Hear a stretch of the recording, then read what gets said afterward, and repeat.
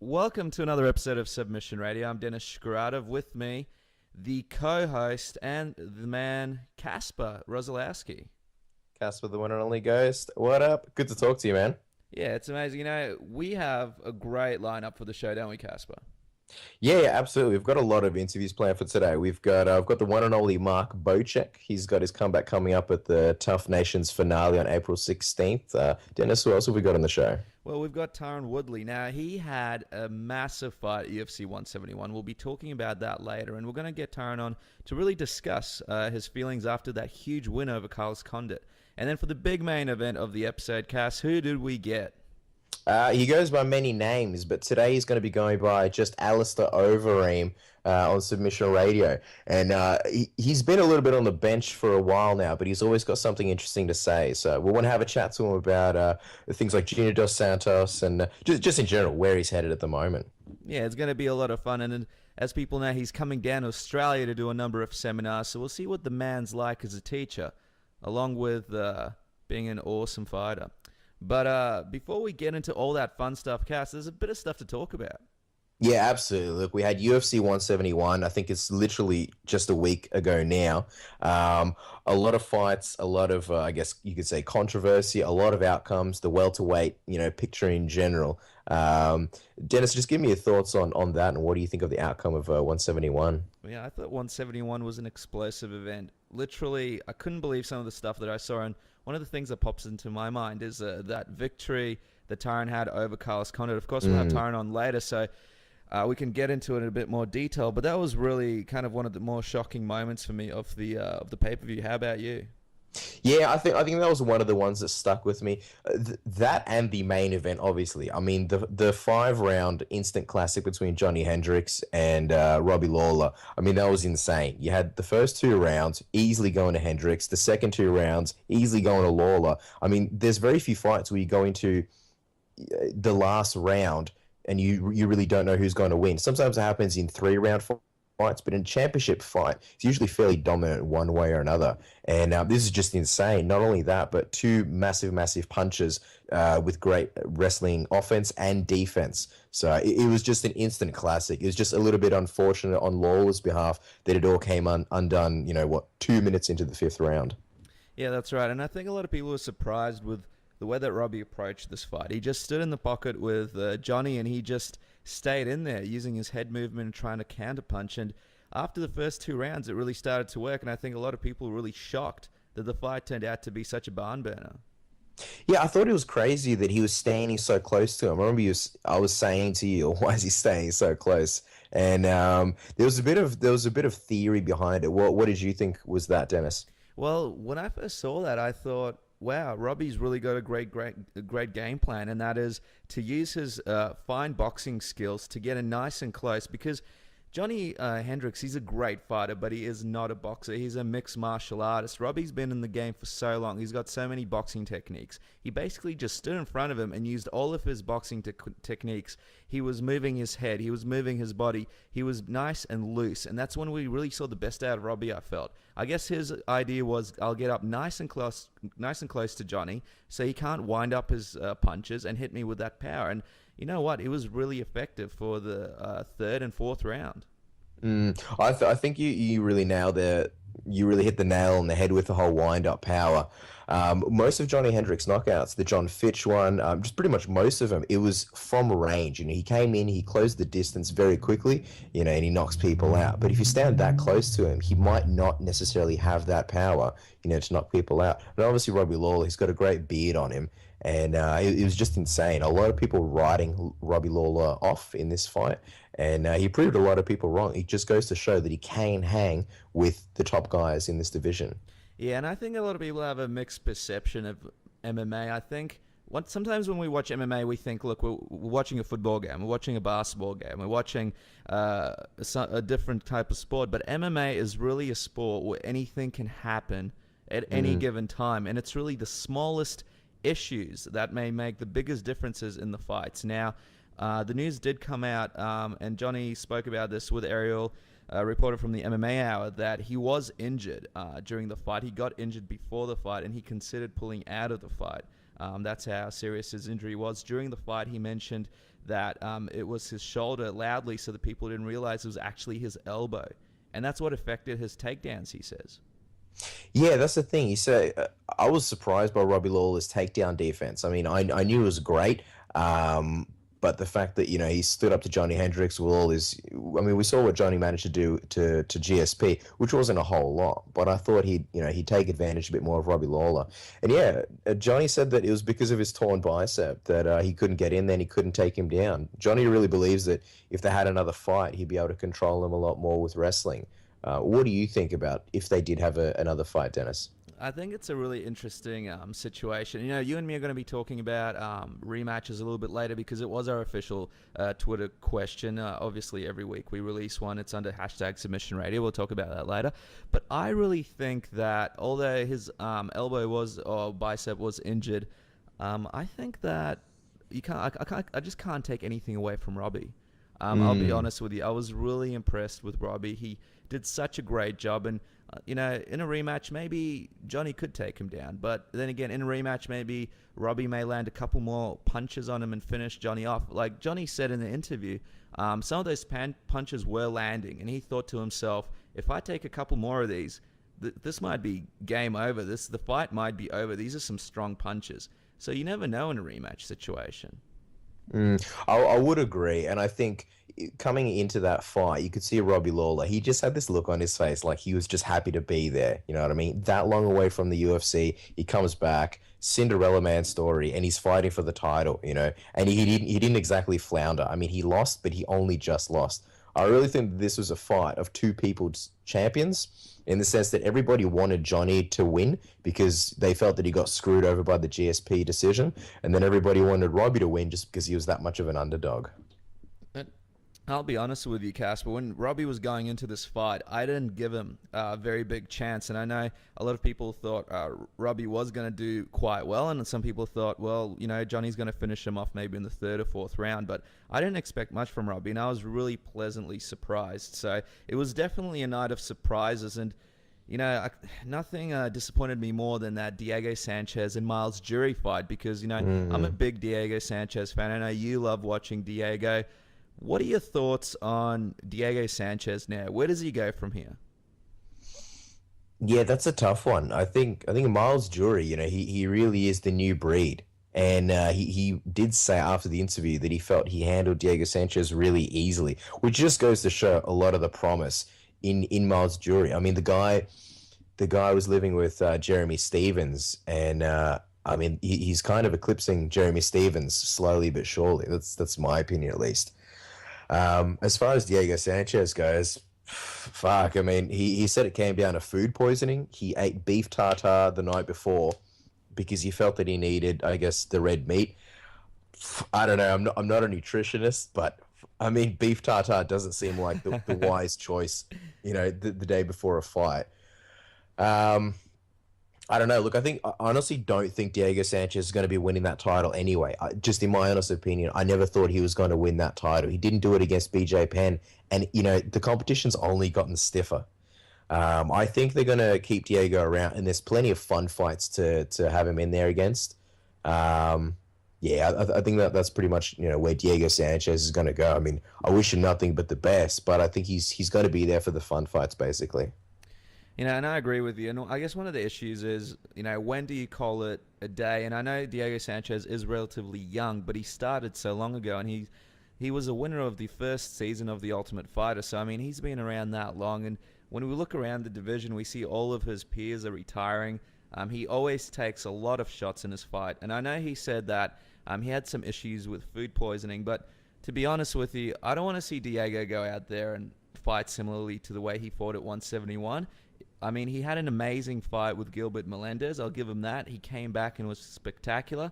But I think I'll be watching Sanchez's next fight to see how he goes. And I'll give him the benefit of the doubt this time around. But if he looks similarly average in his next fight, I think it may be time to think about possibly hanging up the gloves.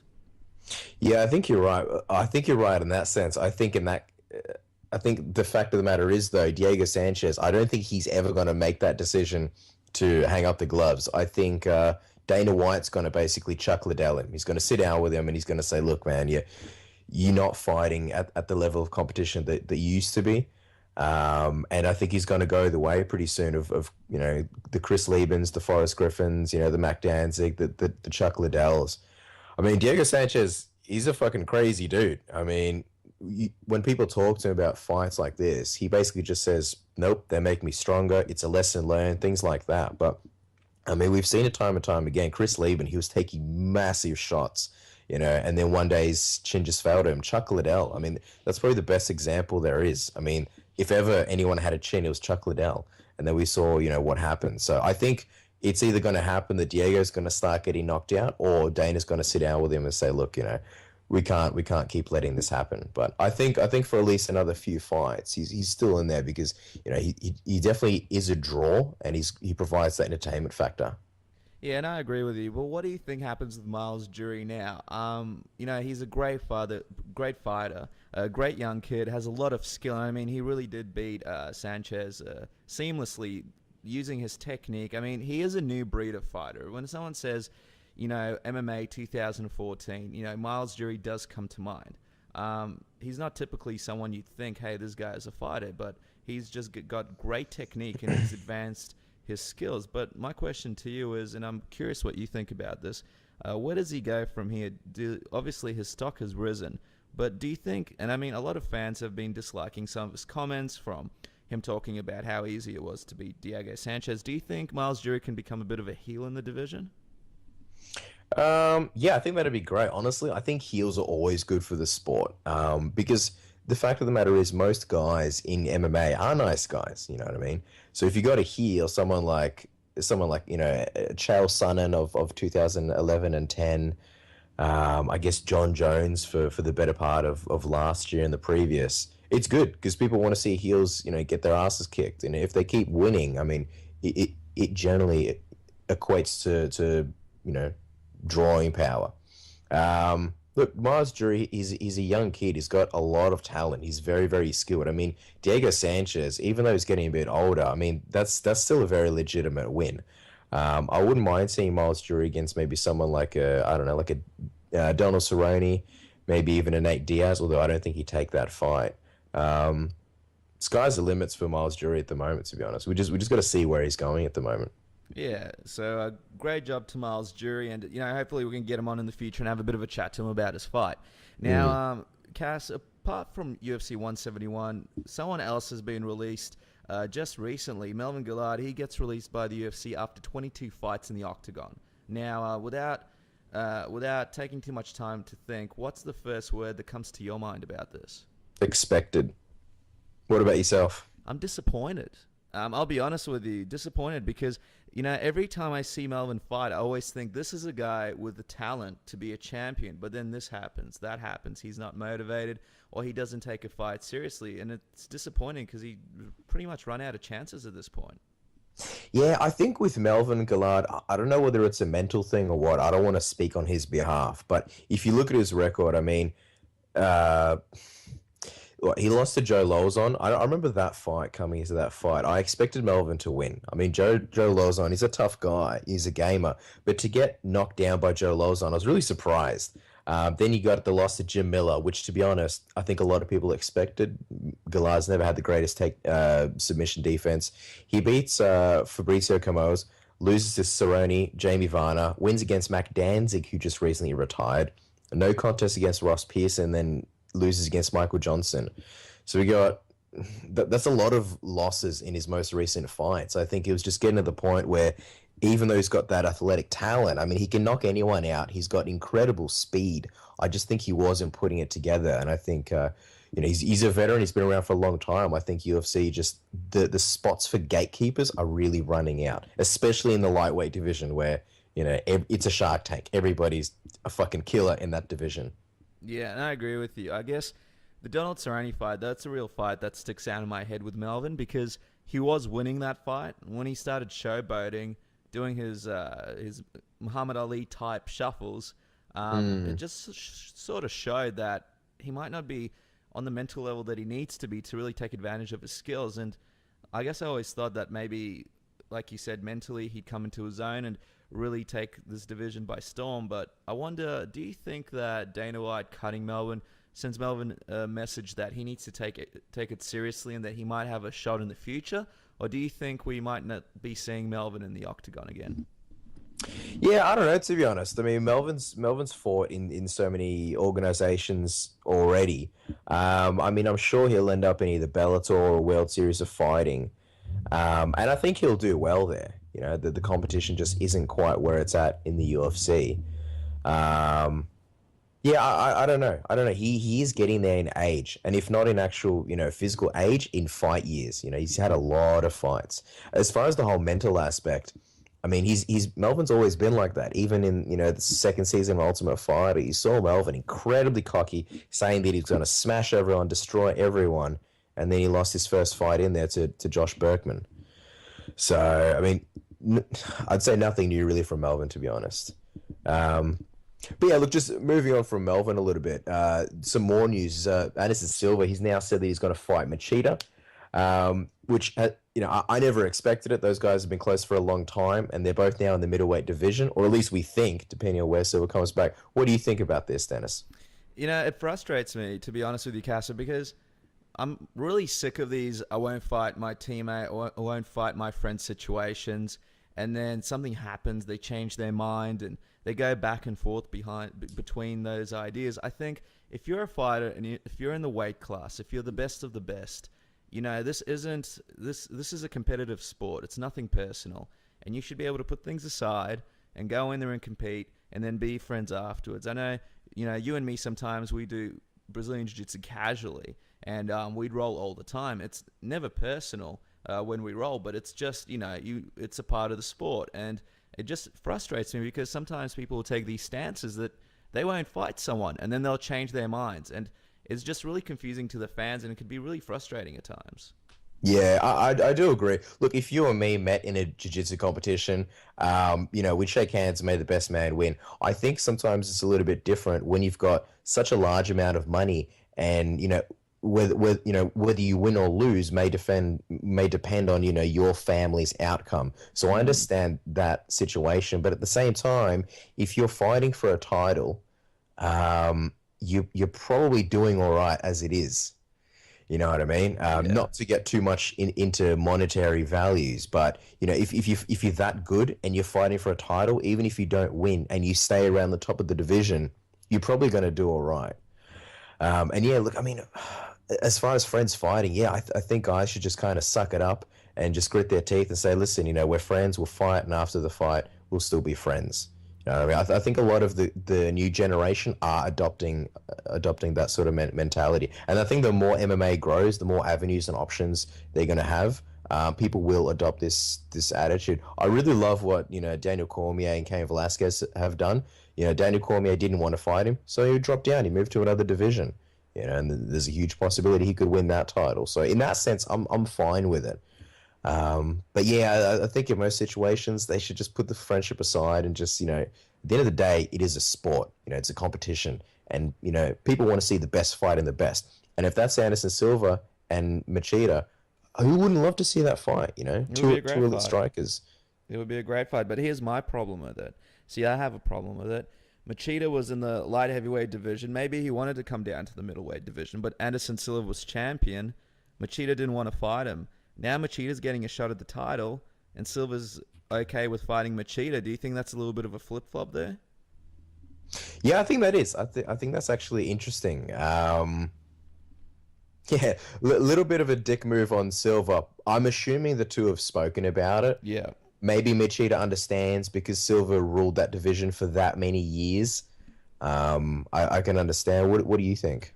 It's going to be very interesting. I mean, the news just came out, and I'll be interested to see what happens, especially if Machida does beat Weidman and becomes the champion, and that's a really good possibility. I'm not going to look past Machida in that title fight, but it'll definitely be interesting to see what comes out of it. Now, Silva and Machida, they're really cordial guys, very respectful, so it's not going to be a Evans-Jones type situation, but I'm sure in the back of Machida's mind, there might be a couple of things that might be bothering him about it, and I wouldn't be surprised about that either. Well, look, I mean, we've always seen videos of them sparring, even against, Master Seagal and all that. So it'd be interesting to actually see them fighting, under the bright lights on pay-per-view. You mentioned respect, though. Speaking of respect and maybe the contrary, what do you think about this Nick Diaz situation and, him popping in and out of MMA whenever he likes, and wanting a challenge for the title? What do you think about that? I think Nick Diaz is in a really interesting situation where, because even though the division has so many great fighters, it's quite wide open at the moment, and UFC are struggling to get those big name pay-per-view names that will bring people into a pay-per-view and get those huge numbers. And I think Nick Diaz realizes that he's one of those names, and he's really using that to his advantage. But in terms of him coming in and trying to get a title shot, it actually bothers me a little bit. I'm a big fan of Nick Diaz. I love all the commotion. I love it when they do the trash talking and all of that. But I think it's just going a bit past what's reasonable to a ridiculous point. I mean, I understand Nick Diaz 1 week says he's retiring, next week he wants to fight for the title, but he's just got to make up his mind. I don't know. What do you think, Cass? Yeah, I think any other job that you'd go to and you had an attitude like Nick Diaz, you'd be fired after the first day. Nick Diaz is in a very fortunate position that, his attitude makes him and the UFC a lot of money. I think it's crazy to throw him into a title fight. He lost to Carlos Condit and he lost to GSP. I think in no way does he, on paper, deserve a title shot. Having said that, if you have the skills to beat the champion, I mean, at the end of the day, it's about, finding out who's the best. I actually think Nick Diaz, he matches up very well with Johny Hendricks. I think from a cardio standpoint, not that Johnny's cardio is bad in any way. He's got good cardio. He's got a great chin too. But I think Nick Diaz, he'd be able to outbox him. And if he can stuff the takedowns, which we even saw him stuffing GSP's takedowns in the later rounds, if he keeps range, I think he could possibly beat Johny Hendricks. And I think if he demolishes him with body shots and really gets in there, I think he'd have a good chance. He's a lot taller and a lot longer. But yeah, no, I mean, you've got Tyron Woodley. You've got an all-star cast of guys at the moment who have been putting in, the work in the welterweight division. So I think at the moment, guys like Lombard, Tyron, Rory McDonald, Lawler, those are the guys that, deserve the title shots. But hey, at the end of the day, I think it's only a matter of one or two, probably one fight away from Nick Diaz, fighting for the title. He needs to get over himself a little bit and saying things like, I don't need a warm-up fight. I've done my warm-up fights. Well, no, you haven't. You lost to Carlos Condit and you lost to GSP. If that's the case, you need to climb up that ladder again, Yeah, and I agree with you. And, I hope that he doesn't jump over guys like Tyron. And, Tyron will be on a little bit later on the show, so we'll ask Tyron what his opinion is on the subject, and we'll see what he says. It'll be really interesting to see what he says. But one of Nick Diaz's buddies, Jake Shields, he had a rough run at UFC 171, losing his fight. And before the fight, it doesn't seem like many people gave Jake Shields a chance in the fight. How would you feel right now if you were Jake Shields? I'd be pretty bummed. Look, I mean, Jake Shields, he has some things to think about. I mean, he's lost to Hector Lombard. And I've never really seen anyone ragdoll Jake Shields like that. You know what I mean? It was a really interesting decision too, because while Hector Lombard did have his flashes of brilliance, I think he definitely coasted. You know what I mean? Which you always got to be careful of because it is Jake Shields. But I don't know. I think Jake Shields might be at that point where he needs to sort of, look a little bit more at his career. What do you think? Yeah, if I was Jake Shields, I'd be kind of upset. I don't think people give Jake Shields enough credit, and I think he got some great wins over some great competitors. I don't see Jake Shields as someone who's going to be fighting for the title, but I definitely see Jake Shields as one of the upper guys in terms of skill. If I was Jake Shields right now, I'd be very disappointed. I felt like Jake had a lot riding on this fight, and it wasn't just in terms of fighting for the title. It was in terms of respect and people looking at him in the division and seeing him as a potential challenger and someone who's really skilled. I think a lot of UFC fans have kind of had enough of Jake Shields, unfortunately, because some of his fights do drag on a bit. And I think he came in with so much hype against GSP that a lot of people might feel he didn't live up to it. But I really hope Jake Shields stays motivated and comes out strong in his next fight. Yeah, I would agree about that one. And you're right. He came in with so much hype. He had a very close decision against. I think it was a split decision against Martin Kampmann, fought GSP with tremendous hype, and then the next fight he gets knocked out brutally by Jake Ellenberger. Granted that his dad died right prior to the fight. one against Akiyama. Ed Herman decision got turned. Like, he hasn't had that many big wins recently. He had a close decision against Tyron, and then he beat Damian Maia in, not the most exciting fight. So I agree with you. I don't see him fighting for that title anytime soon. To be honest, I don't see him ever fighting for that title. He's just got such a hard style to appreciate, even though he is technically very sound. But speaking of styles that aren't too hard to appreciate, Mr. Rampage Jackson has made himself in the news, and he's basically said, "Fuck the UFC Hall of Fame." What do you think about that, Dennis? And do you buy it? Do you really think he doesn't care about the UFC Hall of Fame? I don't buy it. I think Rampage right now, he's a great fighter and a great athlete, but sometimes he just says things, and I think he grows to regret them later. I don't think this is going to be something that bothers Lorenzo, Dana White, or the UFC even, but it could be something that might bite him in the ass down the track when he does want to come back to the UFC for some sort of reason. I mean, let's be honest, him going to Bellator not only sort of disappointed quite a few fans, but also he's no longer seen as a pound-for-pound light heavyweight contender. Not that he was in the UFC. I mean, he really went downhill at one point and he had some injuries. But now when Rampage wins a fight, it's almost like a joke. People don't really take it seriously, and he doesn't really have that much competition over in Bellator for people to take him seriously. He's got the fight with King Mo. King's a great athlete, but he's had a few issues. He lost a few fights in Bellator, and he had a few flat performances. And I don't think King Mo is as high up in the pecking order as he used to be when he first came in there. So I don't think Rampage Jackson should be making these kinds of comments just yet, without realizing what his future is going to be. What do you think? Yeah, I would very much agree. And you know what? It wouldn't surprise me at all if Rampage, was singing praises to UFC, in a year or 2 years, for whatever reasons. I mean, I don't see it happening, but Rampage is probably the most emotional, fighter of all time. He flip-flops on all his, decisions. He says everything with such convict, and he commits to, every one of his statements. But I don't think a lot of them are really all that thought out. And you know what? That's cool. If he doesn't want to fight in the UFC and he doesn't like it, I mean, that's fair enough. But at the end of the day, even if he does become a champion in Bellator, he's got to know that he's become a champion on, competition that is nowhere near as stiff or at the level of the UFC. I mean, his last fight against, Christian Mapumbu, the guy came in at 199 pounds. You know what I mean?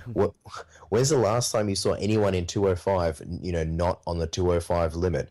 Other than say, Machida, who would come in at 203 and 204, but he's a bit of a different case. I mean, honestly, like Joey Beltran, nothing against the guy, he's a good fighter and is exciting, but he's way below the level of Rampage's previous opponents. Rampage's last three opponents in the UFC: John Jones, Ryan Bader, Glover Teixeira. I mean, all those guys are killers. Then you've got Joey Beltran, Christian Mapumbu. The difference is just, it's such a stark contrast. I mean, yeah. What do you think, Dennis? Yeah, I agree with you. And, I'd really like for Rampage to have some meaningful fights in the future. And I'm happy that he's fighting King Mo. At least the King Mo is a bit more of a competition than those names that you mentioned just before, like Joey and Mutombo. But I'll be interested to see what happens in their fight, and I'll be interested to see how Rampage looks. Look, Rampage has said that he's had a whole bunch of injuries that he's just coming back from now. I believe it. He had some issue injuries in the UFC, but I think in terms of calling Rampage one of the pound-for-pound best light heavyweights, I think those days might be behind us. Yeah, I would definitely agree with that one. Yeah, I don't. Yeah, I got nothing else to add to that. I definitely agree. Now, guys, every episode Submission Radio has a Submission Radio question. Basically, you put it up through our Twitter page, which is at Submission Oz, and you get an opportunity to answer the question. The best answer makes it onto the show, and we asked the question this week, didn't we, Cass? Yeah, we absolutely did. Just quickly, Submission Oz, not OZ, it's AUS. So Submission and then Oz, like in Australia. So this week's Twitter question was, do UFC big fight rematches tarnish, or big fight rematches in general, do they tarnish the original bout? Give us your opinions on our Twitter page. Dennis, what do you think about this? Well, I think it's a pretty relevant question because we got a huge rematch coming up in Dan Henderson and Shogun. A lot of people have been talking about the fact that the original match was so great that this rematch might tarnish the legacy a little bit. I don't know if I agree with that or not. Look, I think rematches do have a place in the sport, but I've seen some rematches that have tarnished a couple of legacies. I am interested to see what Dan Henderson and Shogun can do, but at the same time, if the fight doesn't go that well, I think it will take away a little bit from their previous fight. What do you think? Yeah, I think again it really depends on the rematches you look at. I mean, if you look at the Frankie Edgar Gray Maynard rematches, I mean that the whole trilogy has a legacy in on itself.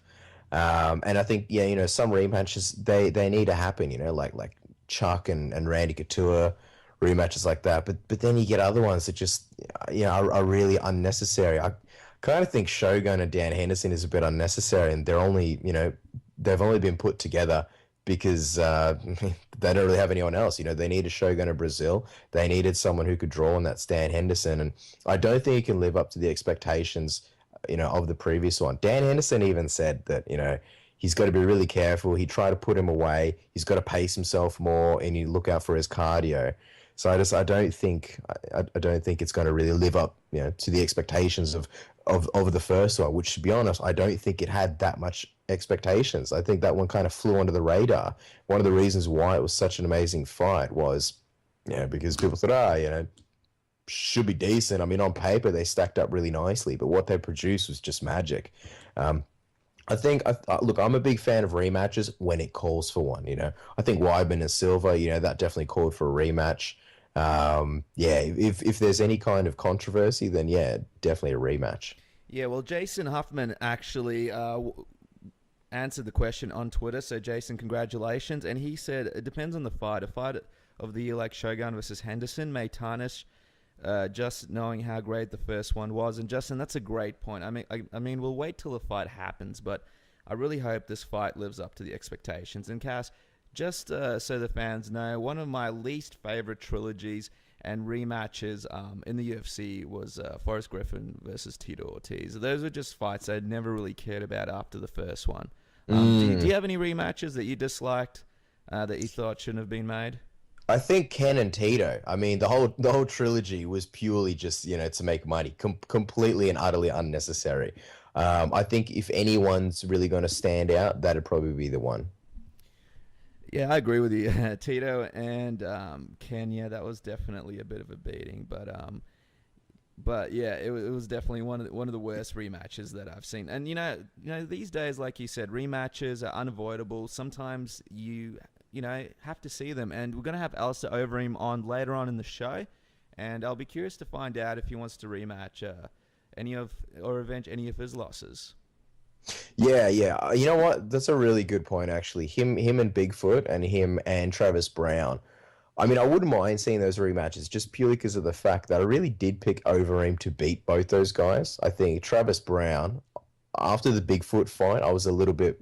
Look, I've always thought a lot of Travis Browne. I think if any of the fights, I sort of picked Travis Browne, could be interesting. But honestly, I think in a rematch, Overeem would beat Bigfoot, 9 out of 10 times.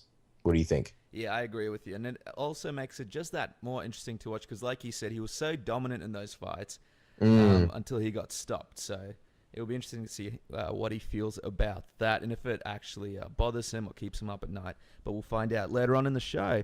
But I think it's time for our first guest, Cass. Mark Bocek, I'm such a big fan of this guy. He's been in the sport for so long, and he's such a great fighter. Yeah, he really is. He's making his comeback at the Tough Nations finale. That's going to be on April 16th. He's facing Evan Dunham, who's a really well-rounded guy. And they've shared a lot of similar opponents. So it's going to be really interesting to see Mark Bocek coming back. He's had, how long has his layoff been off? I think a year? Over a year. He last fought in 2012. Wow. Yeah, so he took all of 2013 off. Yeah, Mark Bocek, I mean, he's a real veteran of the sport. He's been around since UFC 73. I mean, that was at least his UFC debut. Debuted against Frankie Edgar, you know what I mean? How tough is that? And the guy, he's never had, any back-to-back losses. His last fight was against Rafael dos Anjos at UFC 154, decision loss. So it's going to be interesting to see if he can bounce back against Evan Dunham. That's right. And we got Mark on the line right now. So, ladies and gentlemen, our first guest for the day is going to be Mark Bocek. He's a two-time Submission of the Night winner. It's a pleasure having him on. Mark, welcome to Submission Radio. Thanks for having me.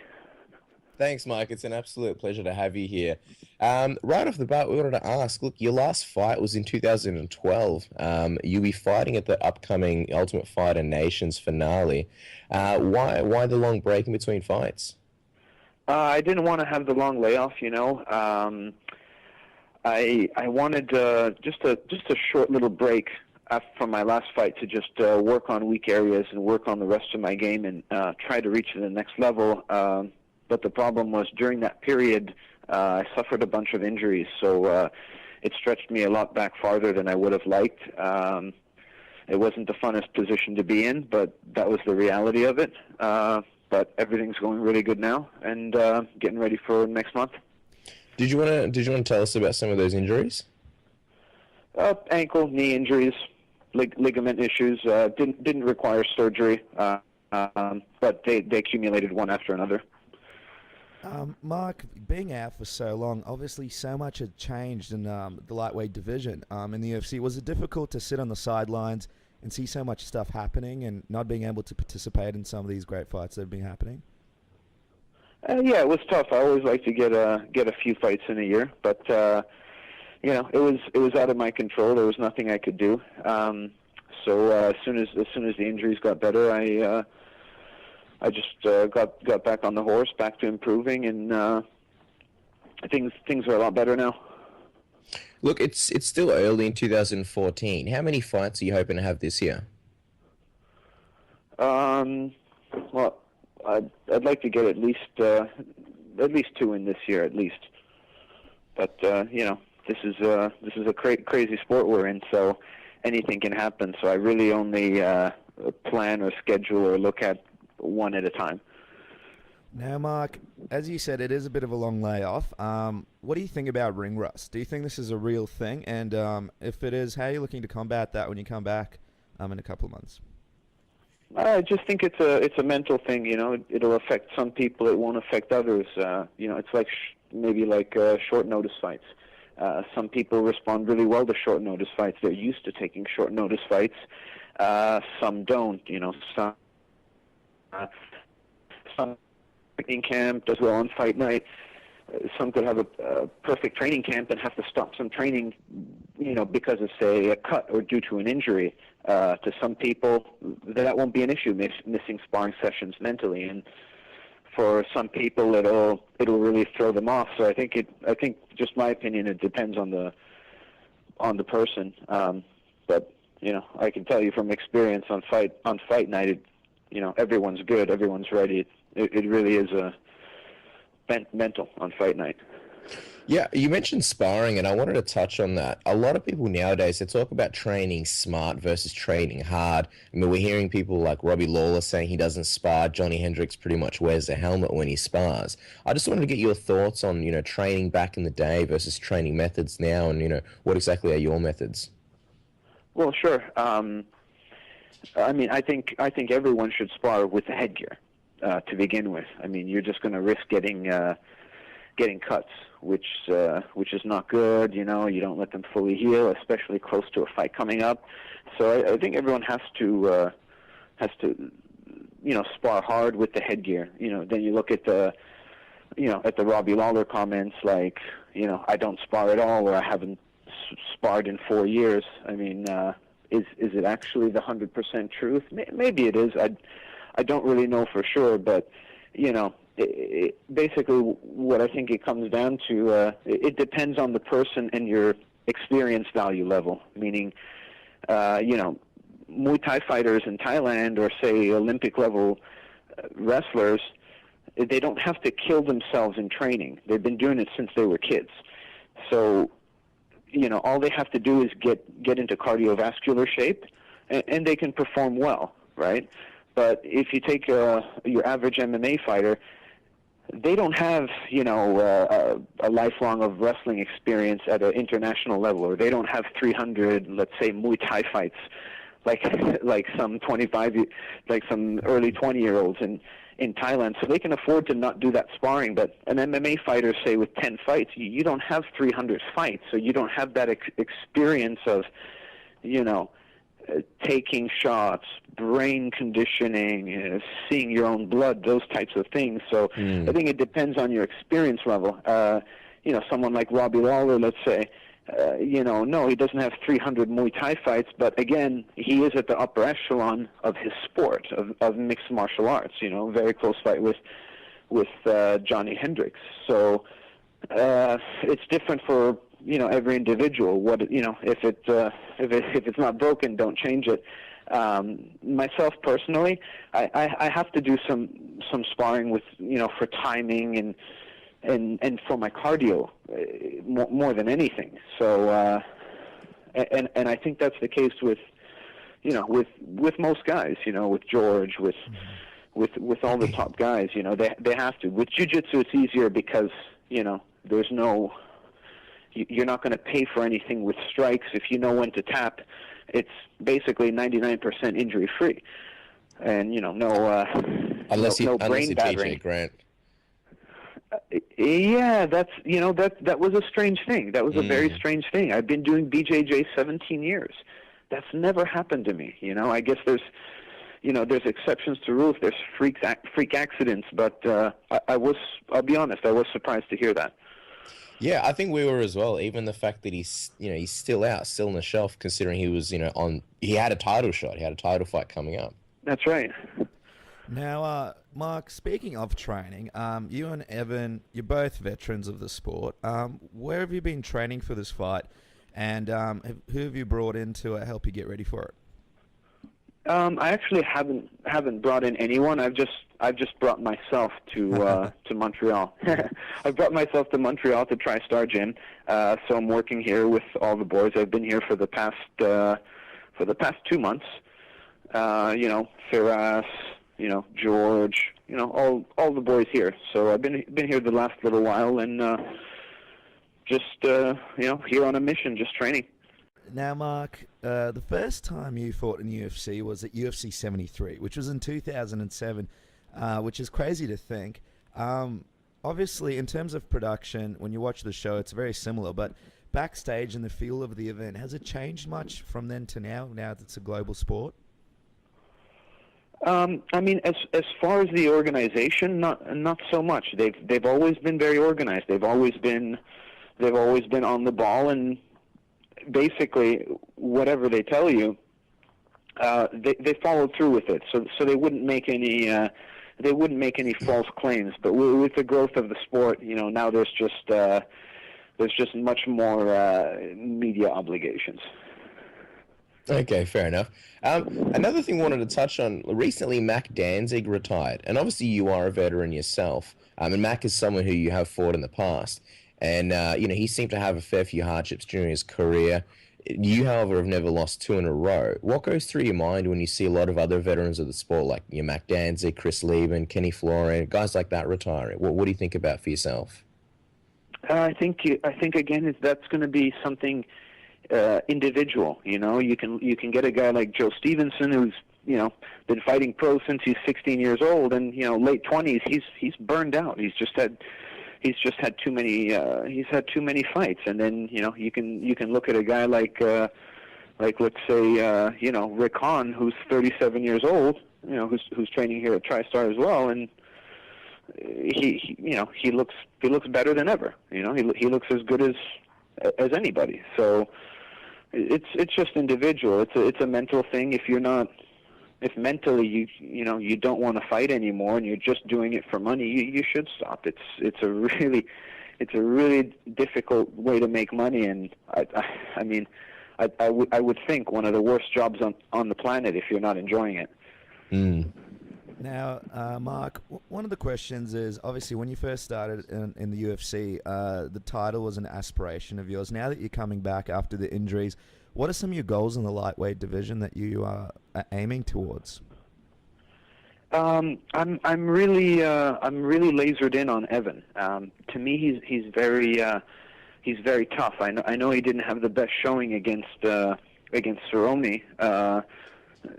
but I think that was maybe more of a mental blip than anything. He's always willing to put it on the line, and I think he's better than what he showed in his last fight. And in my opinion, he beat Dos Anjos.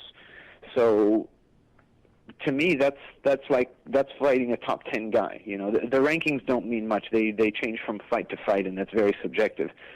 There's a lot of variability in this sport, but to me, Evan is a top 10 guy, and he's a big hurdle. He's a big test. So I think a victory there would, propel me right back up there again. I believe it would. I mean, especially in the lightweight division, you can look at almost the top, the top 15, top 20, and it is a shark tank in there. Sure. What would your biggest takeaways be from the Dos Anjos fight, and are you doing anything different with your fight for Dunham? Yeah, I've changed my strength and conditioning around. Dos Anjos, he's a pretty complete fighter. As is Dunham. You can look at those two guys, and it's like nothing looks like. There's weaknesses and room for improvement, but there's not. It's hard to find any gaping holes that lack. They're top of the food chain guys. But with that, I think my mind is sharper. I've worked more on weaknesses. I've worked more on all the areas, but not just the specific areas of, say, striking, wrestling, or jiu-jitsu, but their applications for MMA, which at times can be a little different than someone who's just teaching jiu-jitsu but has never been in an MMA fight, or someone telling you you have to train with the gi to be good in MMA, but those people generally don't fight that preach that. Mark, that's a very interesting point. One of the things I love to do when I watch one of your fights is the way you take people down. I mean, a lot of people have said it. You have some of the best takedowns in the lightweight division. Do you think wrestling for MMA and wrestling in general is a little bit different? Yeah, absolutely. In MMA, you don't, if we start striking, we start standing up, we start striking, so you can't be hunched over, and because you don't have contact initially with the person, you have to shoot from a little bit farther away, or you're going to get hit. So this doesn't happen in wrestling. So that's why you can see really high-level wrestlers struggle with takedowns. And you can see a guy like, let's say, GSP, who doesn't really have any formal background, but he's very good at masking striking with wrestling. You're thinking striking, he's setting up takedowns. You're thinking sprawling, he's setting up jabs or other types of strikes. So learning and being comfortable with that range lets you shoot from a closer distance. You could be an Olympic gold medalist, but if you're shooting from halfway across the ring, the other guy doesn't have to be. He doesn't have to have the best sprawl to stop the takedown. And if you'd like an example, let's look at Townsend Saunders versus Mikey Barnett, or versus Pac Miletich back in the day. Yeah. On the wrestling mat, he'd wipe the floor with those guys. It wouldn't even be right. But MMA, he's not comfortable with striking. He's shooting from much farther away. Those guys have all did some college wrestling, so their sprawl's good enough to stop a shot from a half mile away. Then it's understanding how to mix them together. We've got Yoel Romero as well, who I believe he's a silver medalist, and you saw in his last fight, it was more like a brawl, and he even got taken down, which in theory, on the wrestling mat, there's no chance it would even happen. But I guess my question is, given the fact that you and George both train at TriStar and you both have tremendous takedowns, is this something that you guys, you would practice together, or you both learnt off each other, or it's just coincidental? Yeah, we drill it a lot. George isn't fighting right now, but he's still training a lot, and he's very happy to help everyone out. And we just drill a lot from striking range to wrestling range, as a lot of the camps are doing now, which is the smart thing. A guy like Romero, that guy's, he is a silver medalist. That's a special athlete. He's one of those rarities. He did get into MMA a little bit later, But if you almost notice in his fights, it's even though because the other fighters are improving and evolving in the striking to wrestling range, you do see his butt hit the mat. We all know anyone can get taken down in MMA. But he's very hard to hold down. Generally, his butt hits the mat, his shoulder touches the mat, but it almost seems like it's not a big deal to him, because it almost looks like as if he knows, he's been wrestling his whole life. I can kind of pop back up whenever I want, and that's what he's been doing. Not that you'd want to get taken down, but he does do a very good job of popping back up. Now, Mark, since we are talking a little bit about GSP, just in your opinion, do you think he will return to the UFC, or do you think he's legitimately done with MMA? It's tough to say. A lot of people ask me that, because I train with the guy, and he's a great guy and a great friend. But he has to deal with so many, like cameras and interviews and all that stuff all the time. So whenever I speak with him, other people do, but I never bring those issues up. I never bring them to light. I never speak about them with him. Because he gets that basically left, right, and center. So I'm not even 100% sure. But what I can tell you is he is training like crazy. Actually maybe even more people that might even have fights coming up. It's almost like maybe he doesn't feel normal if he doesn't train. But it's what he's done for such a long time. So he enjoys it, but he is training hard, but it's almost like a reset, where when you started martial arts, there's no pressure, no competition, no fighting.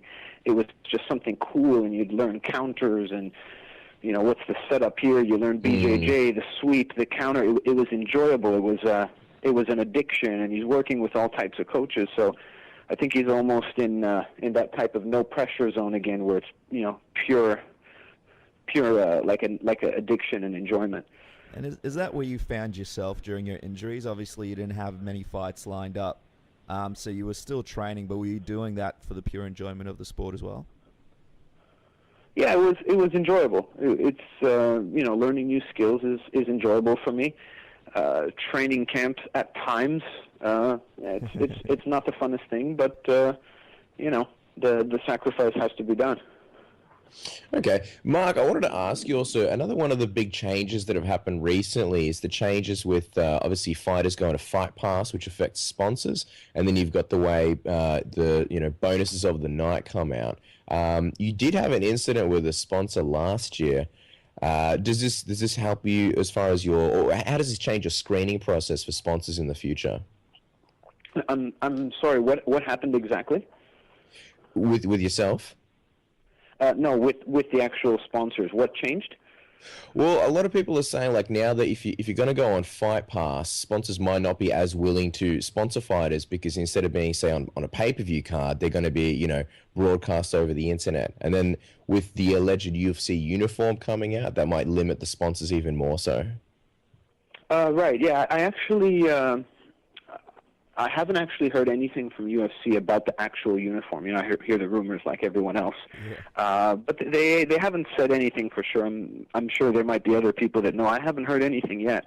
I did hear that they'd still allow some sponsors over the uniform if that was actually going to happen. But don't take my word for it. I don't know for sure.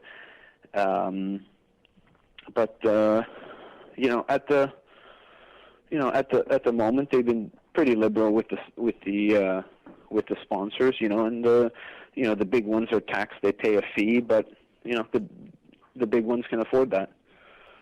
Now, in terms of sponsorship in MMA, Mark, in 2012, after one of your fights, you had a little bit of an issue with a sponsor, obviously paying a little bit late, and there's no need to name who the sponsor was or anything like that. But going forward into your next fight, is it something that you think about when choosing your sponsors?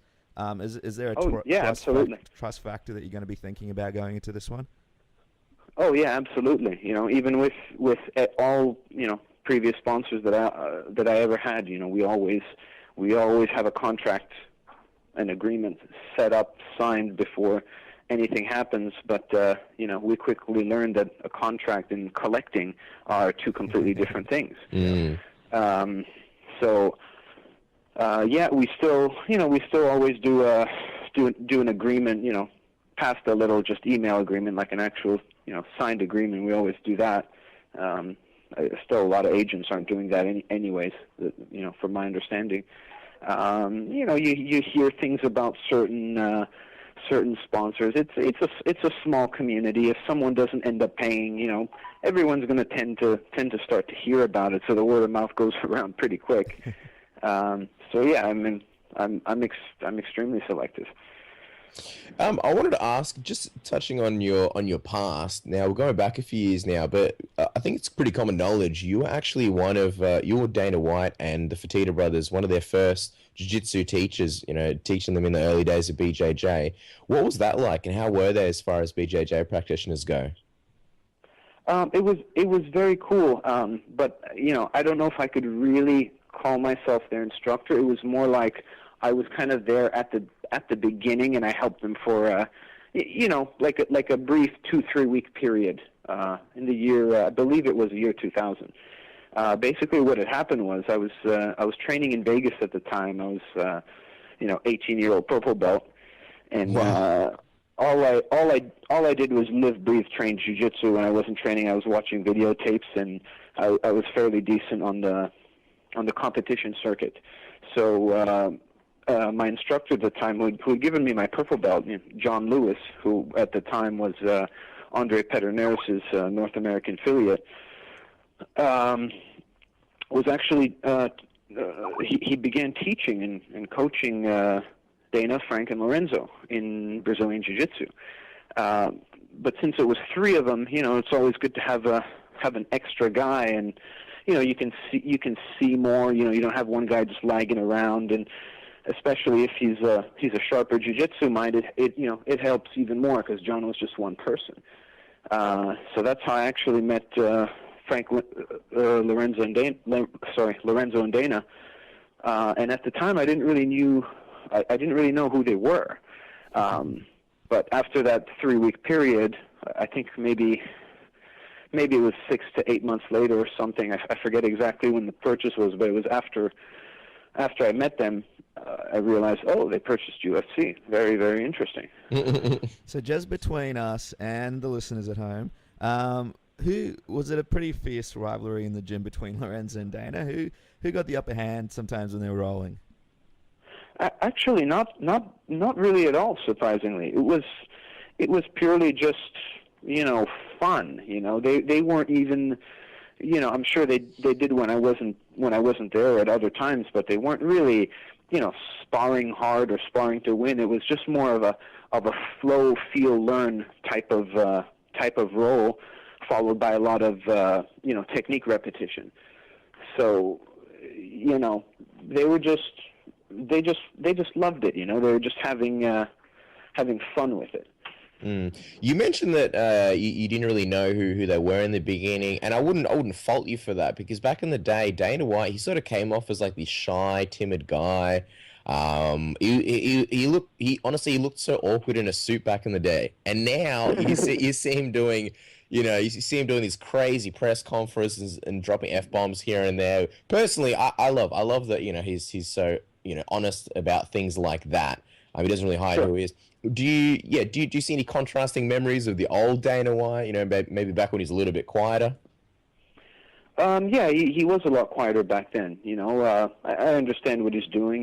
He's really trying to push the sport and build the sport, and obviously, you know, him and UFC Co are doing a great job with that.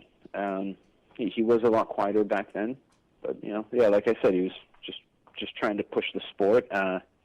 Some people think it's a little, you know, might think it's too aggressive with the swearing or with the cursing, but you know, I think in a way people respect him for being real and not putting on a show, because they could probably sense if if it might be a little fake, like people can sense when, there's certain pre-fight hype with guys that, maybe supposedly are supposed to hate each other, but they really don't. It's just kind of pre-fight hype, and you see that in many fights. None off the top of my head, but you see it in many fights where, after a fight, it was just like, hey, it's nothing personal, just trying to build a fight. Now, Mark, one of the changes that's been made by Dana is the new bonus system. You're a 2-time Submission of the Night winner. What are your thoughts on this new bonus system? Do you like it? What do you think? Do you think it impacts on you at all?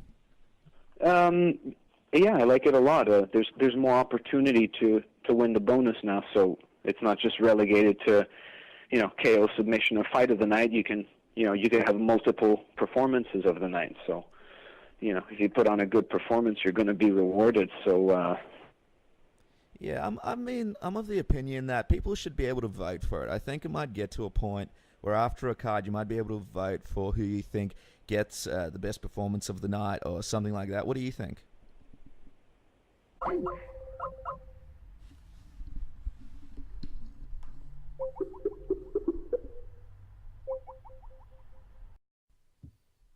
Mark, are you there?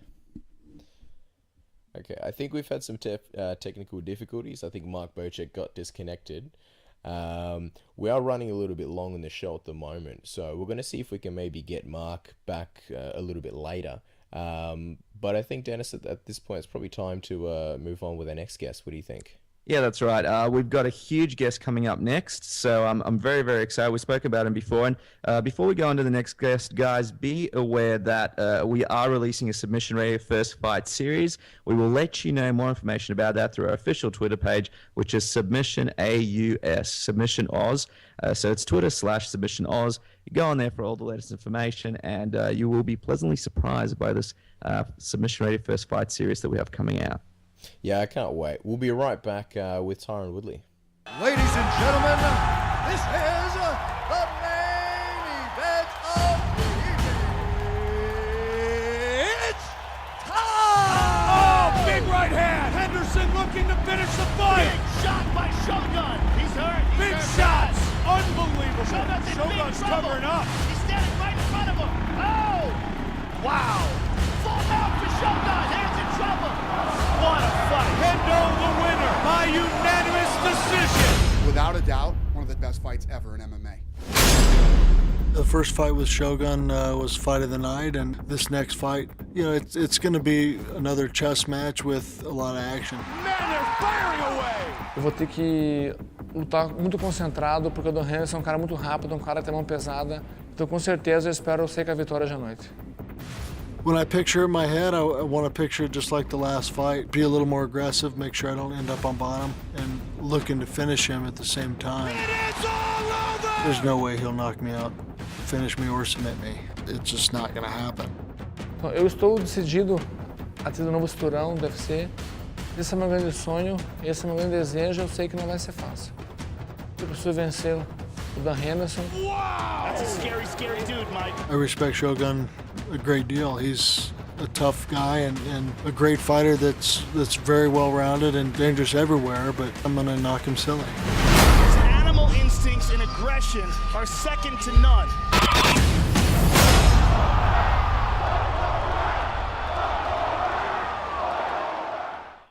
All right, guys, our next guest live on Submission Radio. The man barely needs an introduction. I mean, he's the former Strikeforce contender, he's the current UFC contender, and he's coming off back-to-back dominant performances, one of which is over Carlos Condit, which is kind of a big deal. He's the chosen one. Tyron Woodley, welcome to the show. Man, I appreciate you guys having me on. Hey, look, it's an absolute honor having you, given I'm sure you're doing a lot of interviews at the moment and media will be swamping you. Just to get the ball rolling, how are you feeling, man? I mean, you're fresh over a win over Carlos Condit. You barely took any shots in the fight. It's been almost a week. How are you looking and how are you feeling at the moment? Man, I feel phenomenal, man. It was a great win for me. It was a big moment in my career, step forward. Projected me into the top 5 and put me right in position to be the #1 contender in the world and get ready to fight for this world title. Now, Tyron, just taking us back to the moment. Let's go back to UFC 171. You throw the leg kick at Carlos Condit. You see him go down. Just take us back to that moment. What goes through your mind when you see Condit go down? I mean, I didn't take him down and transform my body into an MRI machine and know that he had torn his ACL, meniscus, and got on my feet and threw the leg kick. I knew he was hurt. I knew he was, had suffered some form of an injury or something was nagging him. And he got up, but he came forward to me like nothing was wrong.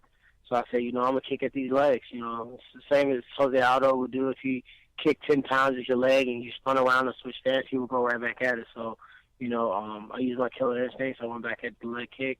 And then when he kind of spun around and made the noise, I'm a sportsman and, I'm a respectable person, so there's no point for me to walk forward and throw additional strikes because I feel as if the fight was over. Yeah, I definitely thought that was classy of you. But just to confirm, so before you threw the leg kick, you already pretty much had a feeling there was something wrong with his leg. Is that correct? Yeah, when he went down from the takedown, he was making noises, and I couldn't see the angle that the cameras that you guys saw, and one thing then grabbing his knee, but I heard him making noises in my ear, and I felt as if he was grabbing, something on my left side, which would have been his right knee. So I went for some leg kicks, and it turned out that it spun him in a way where the leg kind of went out. Before that point in the fight, you looked really great. Everybody says you looked phenomenal. You threw some great shots. How were you feeling at the start of the fight before the leg kick happened? Man, I was feeling great. My timing was good. Everything was going actually better than planned, as far as the landing and, the spacing and the distance and really the overall control. So I felt great. I felt amazing. I was looking forward to a war, and then, so far it was a one-sided war. And, it's very, very, very hard to have that happen against Carlos Condit. I watched probably 10 of his fights, some of them 2 and 3 times back and forth, especially guys like Rory McDonald, Ellenberger, GSP, and guys with wrestling backgrounds that maybe gave me, a few things to do differently to try to get done. And that was my goal, and I'm really proud of my team, for putting such a great game plan together, and also just the execution of the game plan.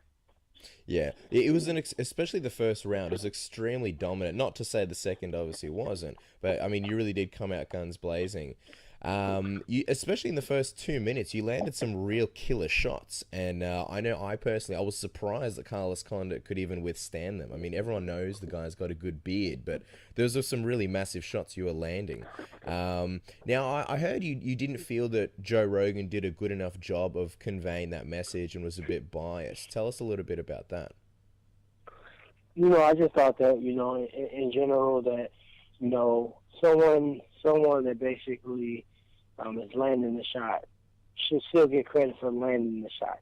It wasn't just like I just reached in my back pocket and cracked him in the face. I actually set it up. I blitzed forward. I got some great motion. So I feel like for me, I should have got a little bit more credit for the punch. And he does deserve credit for the chin because it's probably the hardest I've ever hit somebody in my life and they weren't knocked out. So he has a crazy granite chin. Kudos to him to be able to take those shots, but it's all about accumulation. I don't know if he would have been able to take 3-4 rounds of those shots coming from different angles, overhand, straight to the chin, uppercuts underneath the chin. I think eventually, one of those shots would have sent him down, and, I'm a pretty good finisher when someone's hurt, and I think I would have probably got him all the strikes. Tyron, when you landed that leg kick, the place where I was watching UFC 171, the whole place went quiet. People basically, I think after that fight, looked at you completely differently just in the venue alone where I was. And when Joe interviewed you, I was a little bit surprised, to be honest, because I saw the fight very similarly to you.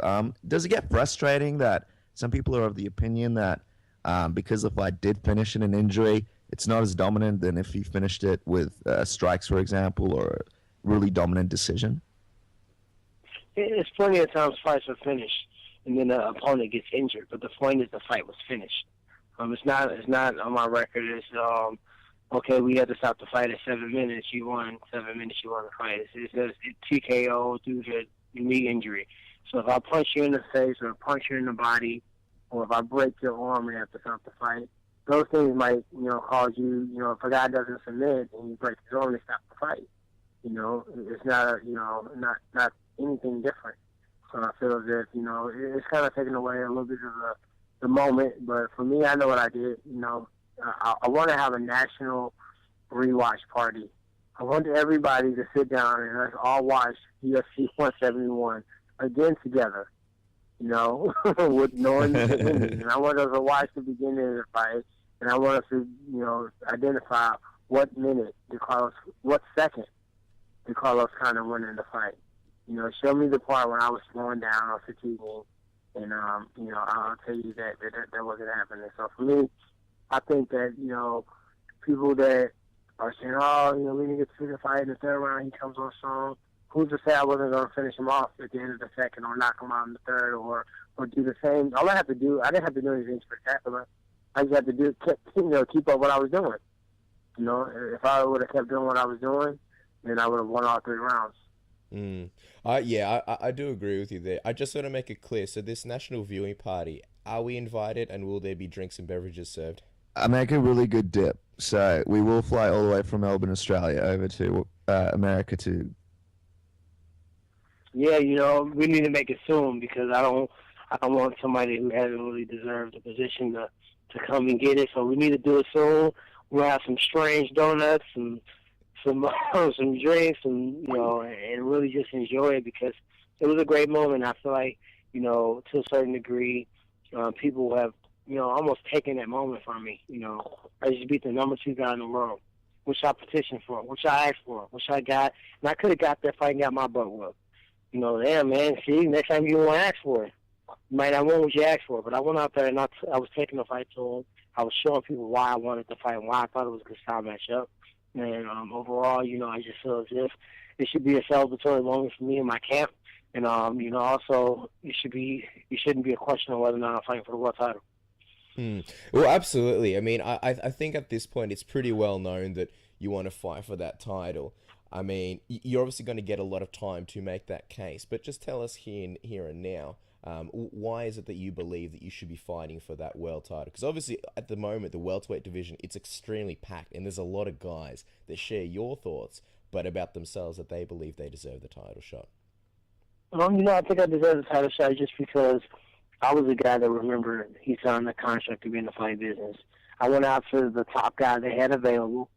You know, Robbie and Johnny was, you know, fighting. I went out for the next top guy that was available. Nobody else asked me to fight. Nobody else put themselves in a position. I went out there and I conquered, and I feel as if that puts me in a position, since it was a number 1 contendership fight, since it's been openly told that Condit was guaranteed a title shot. You know, I feel as if this is an NCAA tournament, or, you know, something where it was seeding involved and the number 1 seed was going against the number 10 seed, and he gets knocked off, guess what? Now I'm the number 1 seed. I take your road to the Final Four, to the finals, and I feel that should happen. And it's not even just on that. I fight a certain style. I fight a certain way which people want to watch. You know, I was a top welterweight before that fight, and I think I just separated myself, you know, based upon nobody has ever been able to do that to Condit.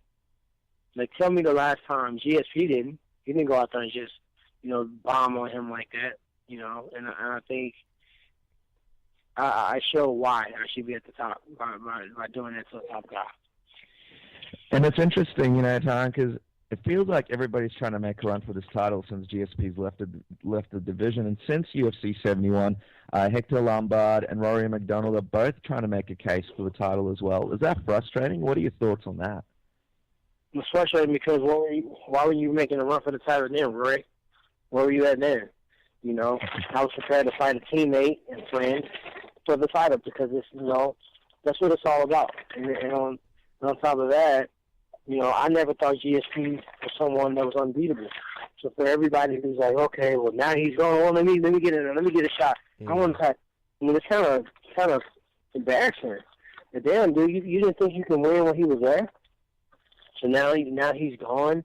You know, it's kind of showing the weakness in them that they felt as if they couldn't beat him. I never felt George St. Pierre was a better athlete than me, or, you know, he was mentally tougher than me, or he possessed some poison that, you know, I couldn't get through.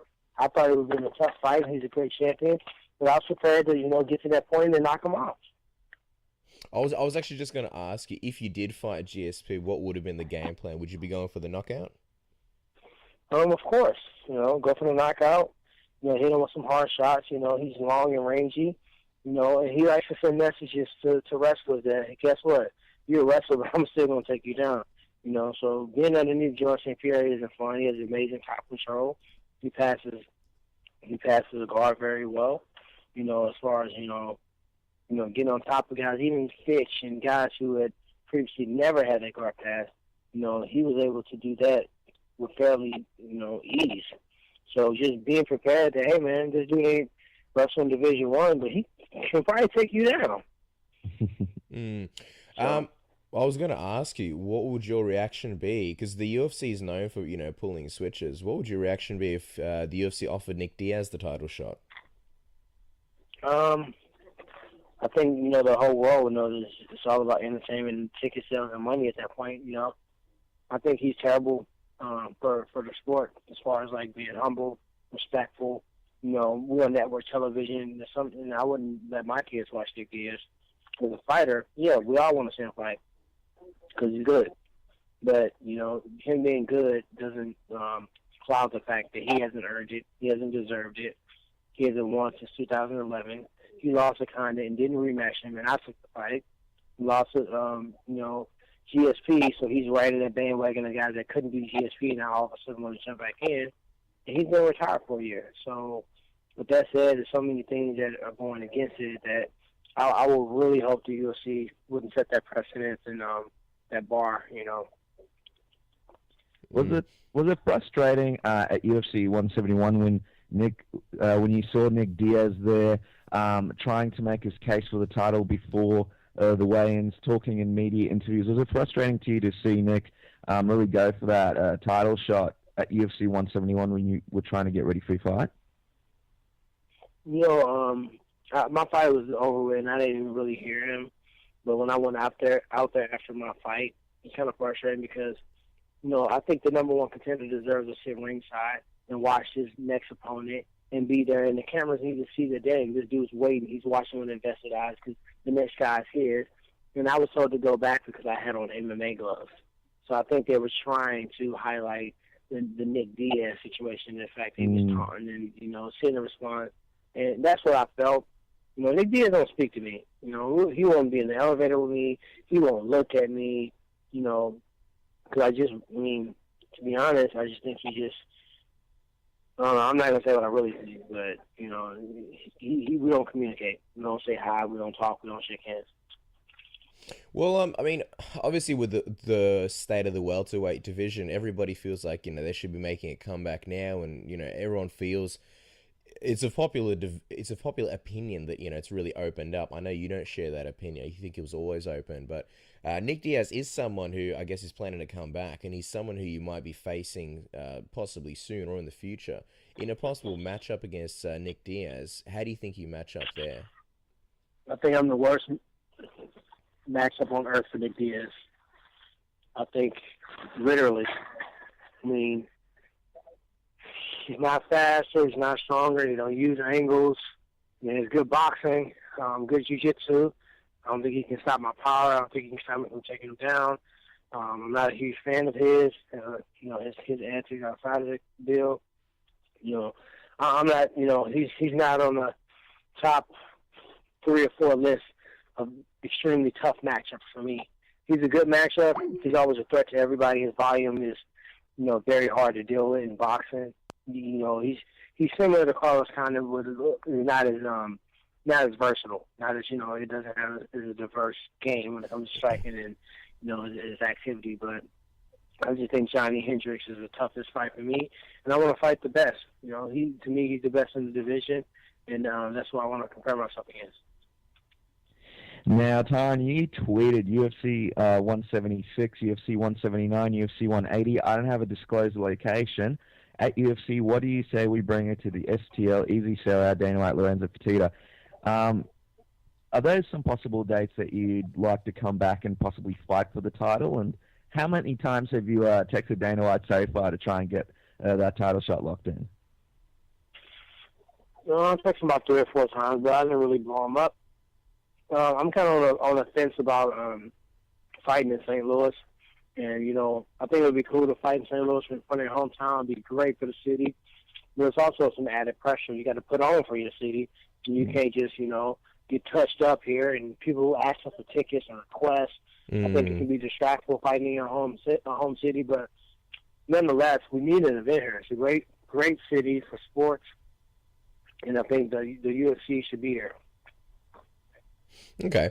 Look, we've been hearing, just a little bit off topic at the moment, we've been hearing a lot about Tyron Woodley, the fighter, recently. Just while we talk about your hometown, tell us something that we don't know about you. What does Tyron Woodley like to do when he's out of training camp?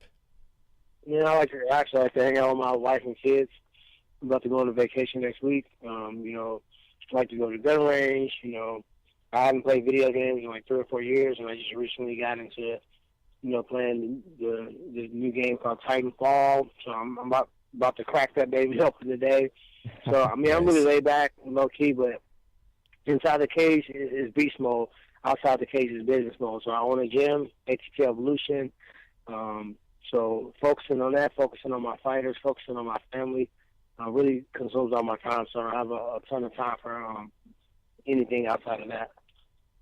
I'm actually a massive gaming fan myself. When Dennis and I both, when we have the time, I just wanted to get your opinion. Are there any other games you're looking forward to, like Watch Dogs or anything like that?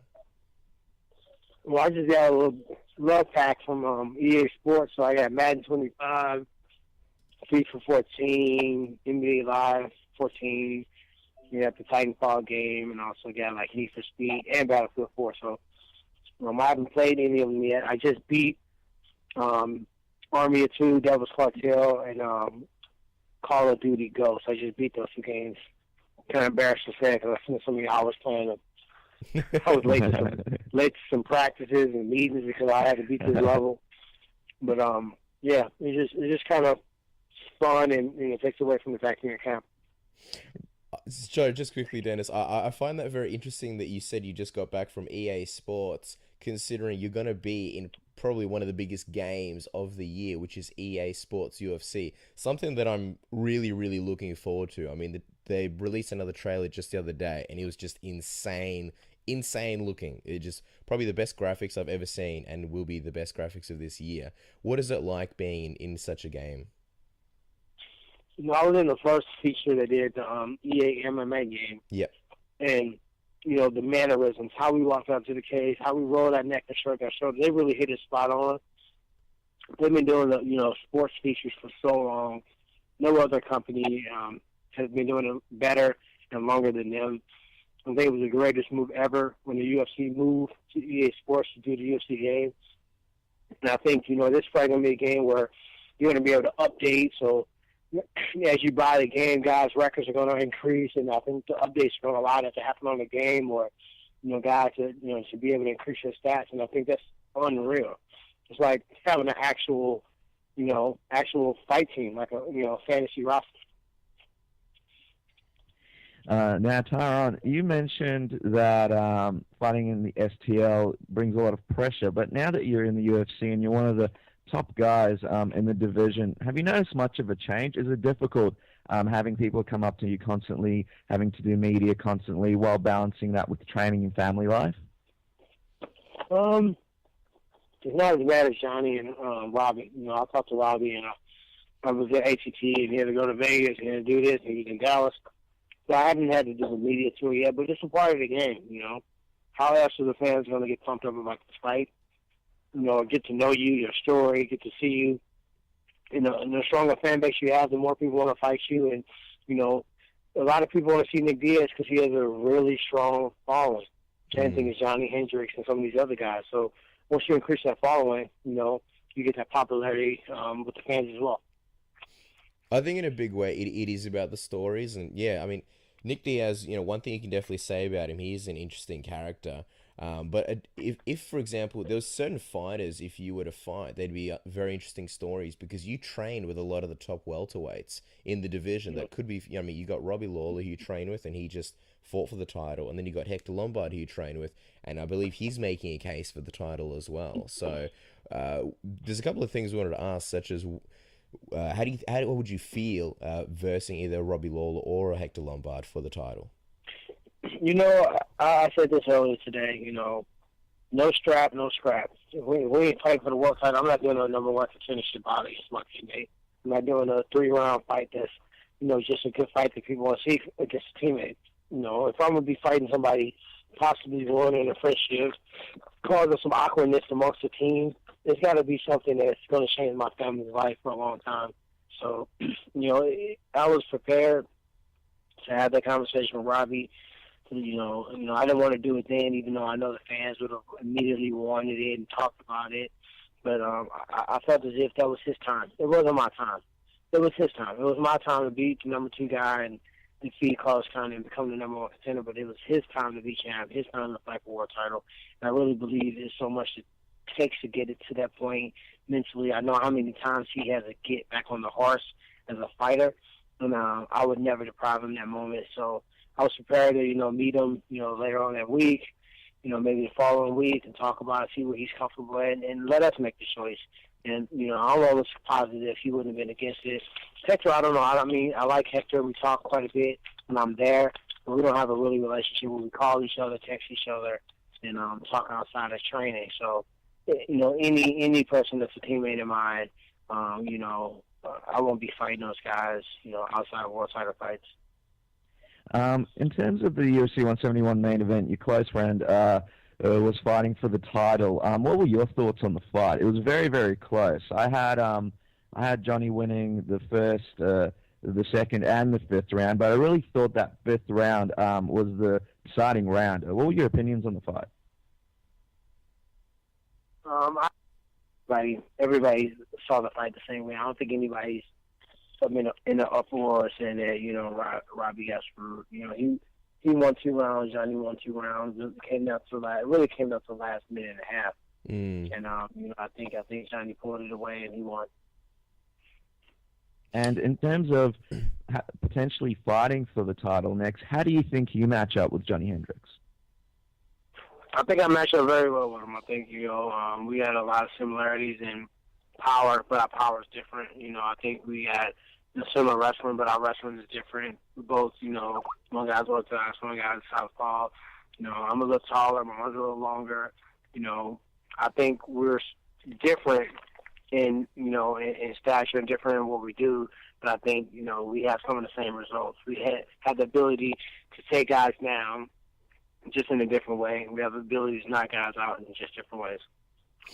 I really do think you and Johnny is a fun matchup. I mean, 2 great wrestlers and both with, you know, killer shots and knockout power. But as far as everybody else making a shot for a case for their title, the only, I'd say, knock is that Hector Lombard, your teammate, obviously, he recently destroyed 2 guys that previously beat you. Why do you think you deserve the title shot more than Hector? I think Nate Marco was softened up fairly well for him. He was tuned up by, you know, Turk Safin, tenderized his legs, and I think Jack Ellenberger knocked him out. And I think we're seeing a different Nate Marquardt, you know, now that he's in the UFC.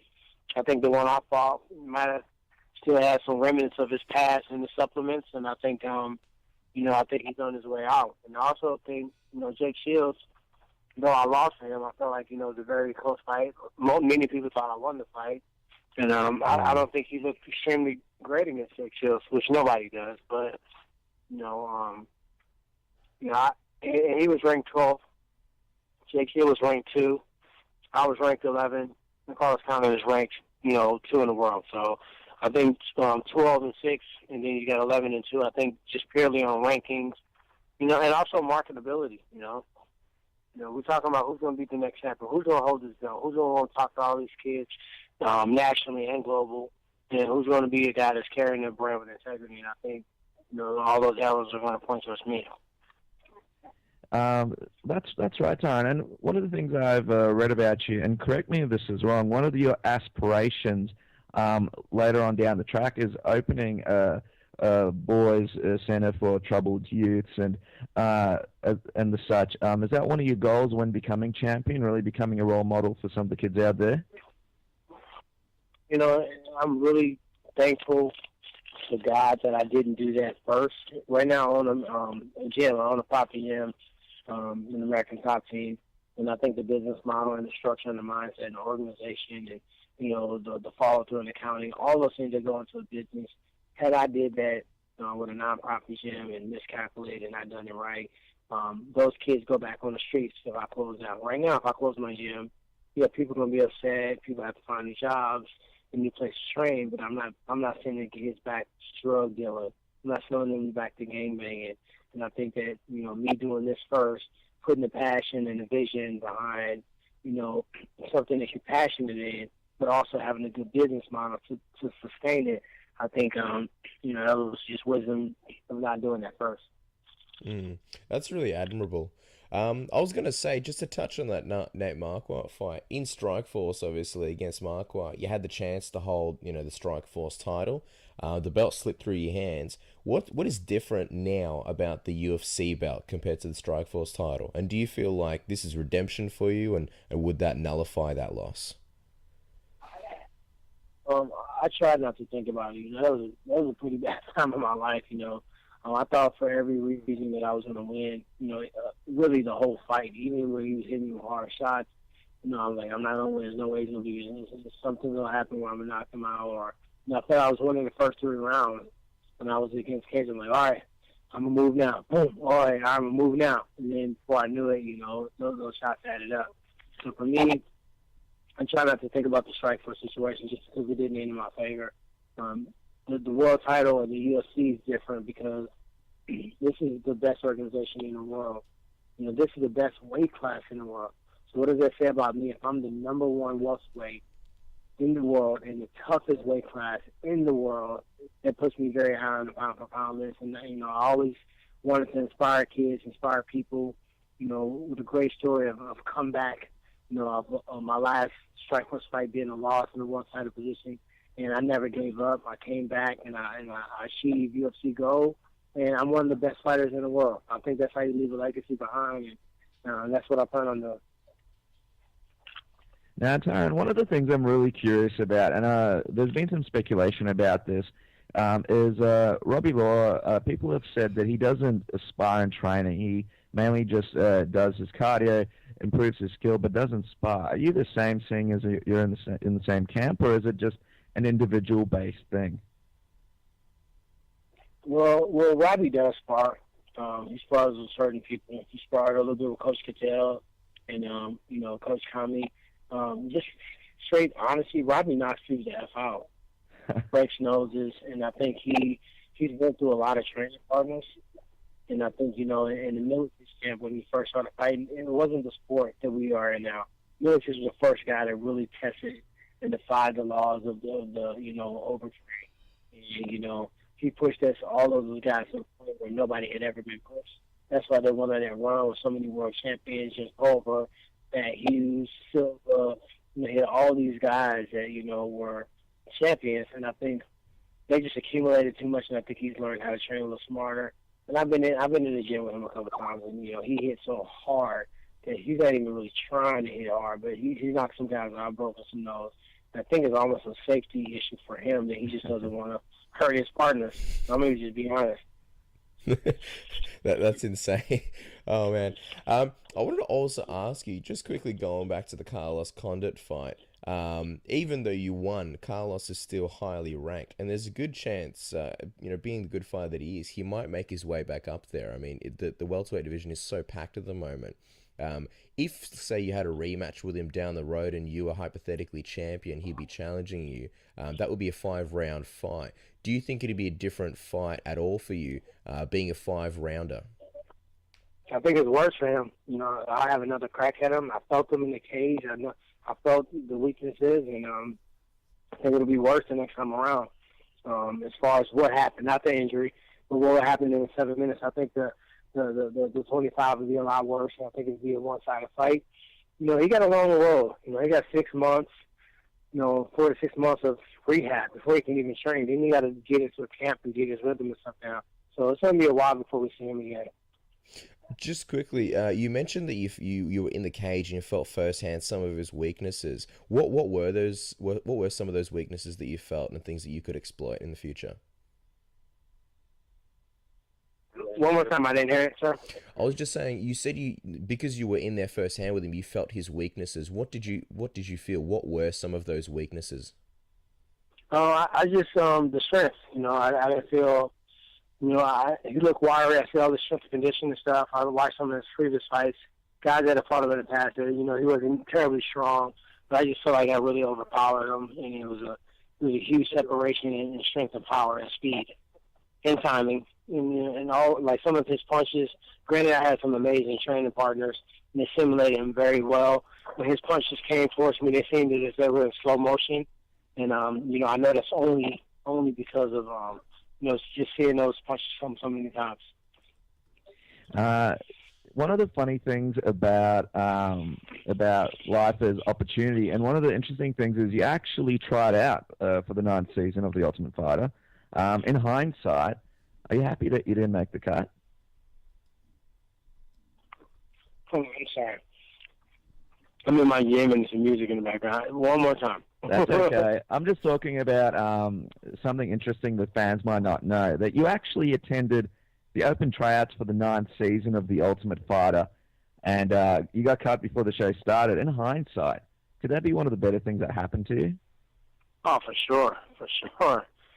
I mean, I'd have to get on there and risk the opportunity of me possibly being an idiot and, doing something silly. So I think God has his own timing, and I think it wasn't time for me to be in a position yet. And I think now, it is time. And I appreciated the journey and the road of fighting those couple fights, fighting the Strike Force, getting to the UFC.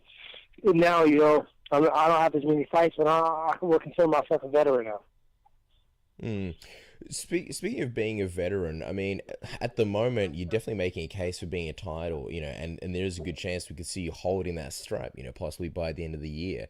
But there is still obviously GSP who's recently taken that hiatus. If he does come back, do you think he should be put in straight into a title shot, or do you think he should take maybe a #1 contenders fight and have to work his way back up? No, I think he goes right in my opinion. I think he was the reigning champ. I think he left as a champ. I think for what he's done for the sport, I think he goes right back in my opinion. I will have no issue, no problem. And okay, well, I'll sit back, this is shot, and then I'll wait and see what happens. Okay. Now, also, I wanted to ask you, Tyron, a lot of guys, they have the big dreams of winning the title, and it seems like that's the main thing on their radar. And maybe they don't necessarily think about, anything past it, because that's their current focus. I just wanted to ask you, at the end of the day, one day when you hang up the gloves, what sort of legacy do you want to leave behind? What do you want to be remembered for? I just want to be thought of as a guy that, on pure persistence, never stopped chasing his goal that he saw, being one of the greatest that have ever done it. Not just a world title holder, not just the best welterweight, but one of the greatest. And when people think of the word MMA and mixed martial arts, you're one of the things that pop into their mind. And I think, in the entire journey of achieving that goal, you don't forget about family, you don't forget about your integrity, you don't forget about, your upbringing, and you're able to keep that respectfully throughout your career, which is hard. The fame, the stardom, the money, it can all get to you. But to be able to do that is really huge for me. For my sons to see their dad become a champion, see how much work he put in, how much sacrifice, and for them to take that same kind of sacrifice into whatever they do. They're chef spare, they're garbage disposal, cleaner, it doesn't matter. Whatever you decide to do, give it your all, and I think that's what I want my legacy to be. Now, Tyron, thank you for the time. We certainly appreciate it, and it's been a great interview so far. But before you go, and before we go back home and add you on Xbox One and see how good you really are on those games, everyone. My deal is my account is New School Ninja. Okay. So if you want some, come get some. New School Ninja. You're going to get a lot of eager Australians adding you on there at weird times of nights and playing you because of the time difference. It's an interesting time difference, but everybody's listening. Everyone in Australia, Dana White, Johny Hendricks, this is your case for the title. Tell them, why do you deserve the shot, and what you're going to do come your title shot during the date that they give you to fight for the title. I deserve it because I'm the best welterweight he has in the organization, the most marketable. I fight the hardest. the most versatile, and I think, you know, I've earned it. I've earned it through fights. I've earned it through persistence, and you know, I've earned it through the willingness to be available and willing to fight any welterweight in the world. And I think that's what a champion is, and I'll be a champion soon. Ladies and gentlemen, Tyron Woodley. Tyron, thanks for coming on the show. It's been an absolute pleasure. We'll keep in touch with you as things progress. You can catch him on Twitter at @TWoodley. He's always got some interesting tweets up right now. You can check out all of his games. You can challenge him online at his handle. And Tyron, we wish you all the best, and hopefully we can chat to you about that title shot when it happens. All right, thank you, guys. And Woodley with 3 O's, just to make that clear. T. Woodley with 3 O's. Yeah, there's an imposter there. We might have to take care of him. Yeah. Thanks so much, Tyron. All right, no problem, guys. Whoa, what a great interview with Tyron, man. You know, he's such a great guy, such a classy competitor. And, you know, I think we really learned a lot about Tyron from that interview alone. Yeah, I agree. He had a lot of interesting things to say. And, yeah, he's a guy that, you know, he definitely could be the future UFC welterweight champion. And I think one of the things about GSP was he's such a classy guy, you know, good role model, good for the sport. You know, and then people, I think, thought that it might be hard to, you know, fill that void with not only his talent, but just with what he brings to the sport and the eyes that he opens. I think Tyron will be a great, you know, role model and candidate for that. What do you think, Dennis? Yeah, I agree with you. You know, a lot of people think that Nick Diaz, if he doesn't get the title shot, he should be fighting Robbie Lawler next. But you know what? I wouldn't mind a Nick Diaz, Tyron Woodley fight. I think it would be a very, very interesting fight. You know, you've spoken to me many a time about your thoughts on, you know, what would happen if they came together and fought. What do you reckon? Who do you think would win in that fight? I think that's a very interesting one because, you know, Tyron's cardio has come under criticism. I've actually seen some stats recently that say that, you know, he's great in the first round. He often slows down a little bit in the second, and then in the third, he comes back in a big way. So I think Tyron's cardio is a little bit underrated. And the thing is, you know, Nick Diaz, he really gets to people with his volume of punching, and when he gets people up against the cage, you know, and he goes with those body shots. I don't think that he'd be able to do that against Tyron Woodley. You know, you can't do that if you're on your back. And hey, I mean, you know, Carlos Condit, you know, that he's another guy who's really active off his back. And, you know, Tyron didn't seem to have any problems there, except for that triangle. So as long as Tyron, you know, sticks to his submission defense, yeah, look, I would see it as a very favorable matchup for Tyron Woodley. You know what I mean? Not to mention Nick Diaz, he's been away for so long. It would be interesting whether it's a 3-rounder or a 5-rounder. What do you think about that, Dennis?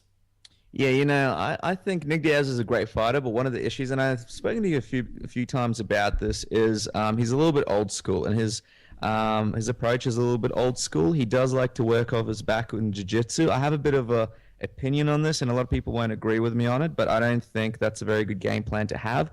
A guy like Tyron can take you down, and even if you're on your back and you have amazing jiu-jitsu, just like we saw with his GSP fight, you can't do very much because wrestling neutralizes jiu-jitsu, especially when you're on your back. Now, if Nick Diaz comes in and lets Tyron take him down, I think Tyron Woodley would win that fight. If Nick Diaz is the Nick Diaz that we saw near the end of the GSP fight, where he tries with all his might to stop the takedown, I think it could be a bit more interesting. But definitely Tyron Woodley is the more explosive athlete. And with Nick Diaz's cardio, if it's a 5-round fight, he may have an advantage. But if it's a 3-rounder and Tyron doesn't get gassed, I think Tyron might be able to stop him. But, you know, it's an exciting fight. It's an exciting prospect for me.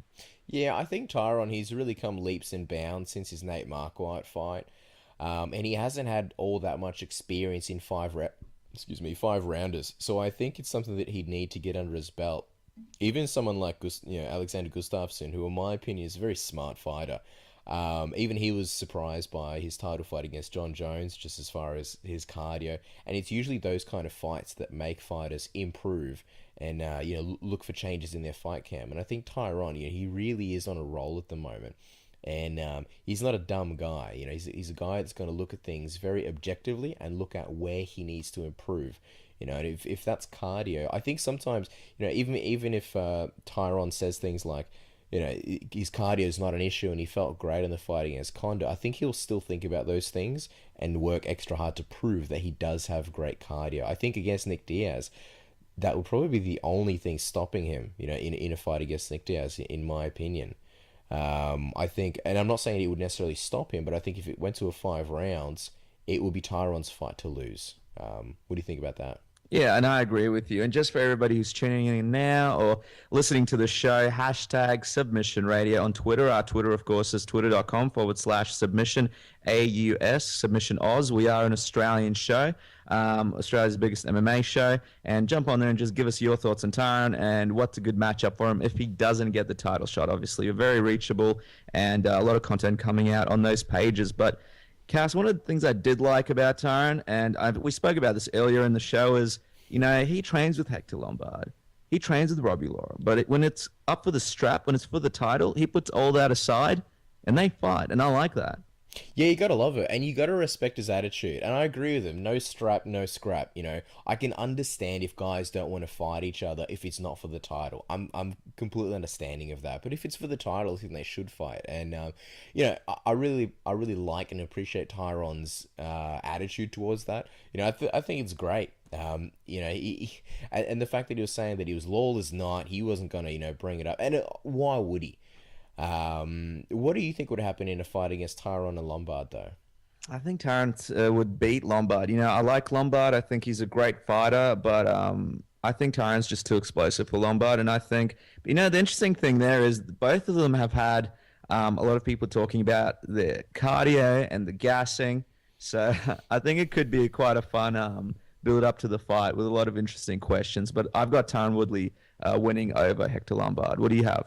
Yeah, I'd say Tyron for sure, and not just because we interviewed him 5 minutes ago, but just realistically. I mean, the interesting thing about it, you've got two guys incredibly muscular. Cardio has been criticized in the past. Lombard, in the when he's in the cage at the octagon, he's not the most active fighter. He goes in there, he's got his explosive moments, and people are criticizing him in this fight, but to be honest, that's nothing new from Hector Lombard. If he doesn't finish you in the first round, that's generally what a Hector Lombard fight looks like. And that's no diss on him.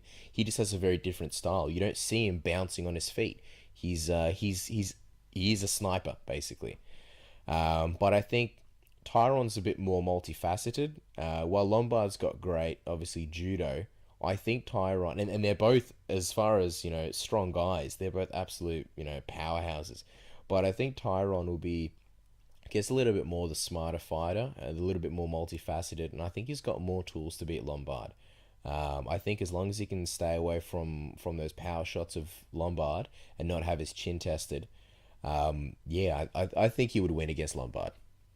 Yeah, and, we are fans of Lombard. He does come out of Australia, not officially, but, he does hang around here. He does live here.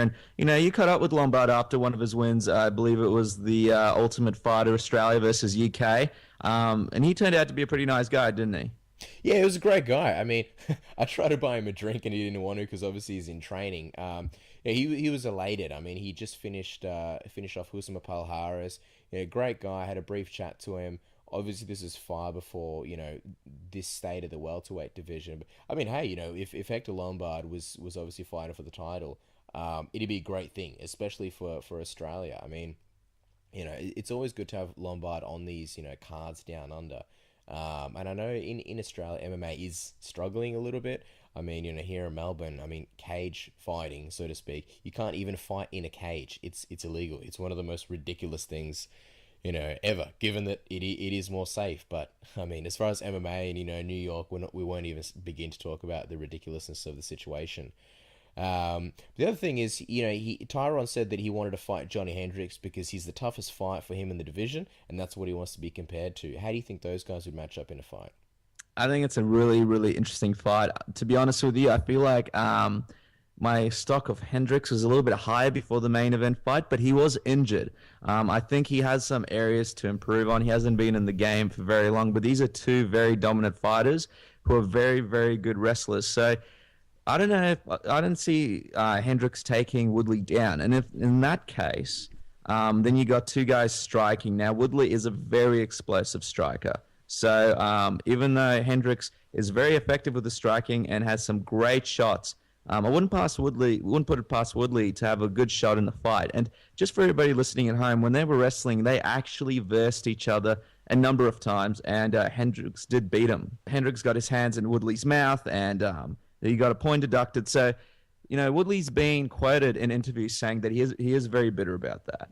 He was taking it very seriously, wrestling very seriously around that time, and he feels like that loss did cost him quite a lot. So it's just another element in a great build-up to a title fight. It's very interesting, and I wonder how that would play on Tyron's mind going into that fight. You know what I mean? Like, people always talked about the mental games between, say, John Jones and Rashad, and how that affects a fight. Misha Tate and Rousey. You know what I mean? Like, Misha going out of a game plan twice, and I think Tyron's a guy who will be smart enough to just follow his game plan, but I think this fight, to be honest, would be mainly contested standing up.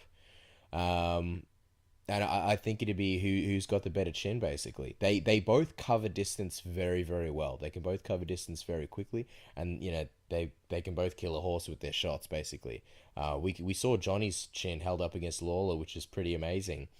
And obviously Tyron got TKO'd by Nate Marquardt, so I think that would be the biggest question, which would be, I would say Johny Hendricks can probably take Tyron's shots. Could Tyron take Johnny's shots? And that's the biggest question. And would they fight at distance? Because I don't see Tyron getting in as close as Robbie Lawler did. What do you think? Yeah, I agree with you completely. And it will be very, very interesting to see what happens. Now, we do have Alistair Overeem on the line. As everybody knows, Alistair is a huge name in MMA. We are so excited to have him on the show, Cass. How great is it to have the Ream on Submission Radio? I can't wait. Been a massive fan of Overeem's for a long, long time. Absolutely love the Ream documentary. It's absolutely sick. If you haven't seen it, do yourself a favor. Go on YouTube, type in the Ream, or just go to Alistair's website and click on I think it's the Ream docu, and you'll see all the episodes, the latest ones of season 3. But yeah, I can't wait to have a chat to this guy. I want to find out what his thoughts are on Junior Dos Santos. That's pretty much the main thing that I want to know. Yeah, so many questions to ask. Such an exciting interview. It's coming up right after this, so stay tuned, guys. Alistair Overeem on Submission Radio. This fight is an opportunity to display greatness. I want to be remembered as one of the greatest fighters that ever lived. He might be the greatest talent that we've ever seen in the UFC. He's amazing. Now here's the big question. What now? Glover Teixeira is a killer. Unbeaten now in 20 fights. John Jones' title may be in jeopardy. He is a legit threat. Glover Teixeira. Can you hear me? Yeah! He was out immediately, Joe. Oh, on the button. Huge knockout by Anthony Johnson. The winner by submission.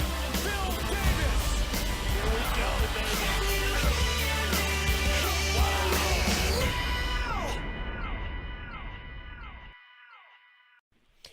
All right, guys, live on Submission Radio, we have a very massive guest. We've got the former Strikeforce Heavyweight Champion, K1 Kickboxing Champion, Dream Heavyweight Champion, and UFC Heavyweight Contender. He's the Demolition Man, the Ream, Alistair Overeem. Alistair, welcome to the show. Yes, and thanks for having me. It's an absolute pleasure. Look, we're both massive fans of yours. I just wanted to say, to start off with, I love the Ream documentary. I was actually watching a couple episodes just before. When's the next episode coming out of the Ream? Well, the next episode will be coming out shortly. I think in the next 4 to 6 weeks. We decided to do fewer episodes, but to make the episodes longer.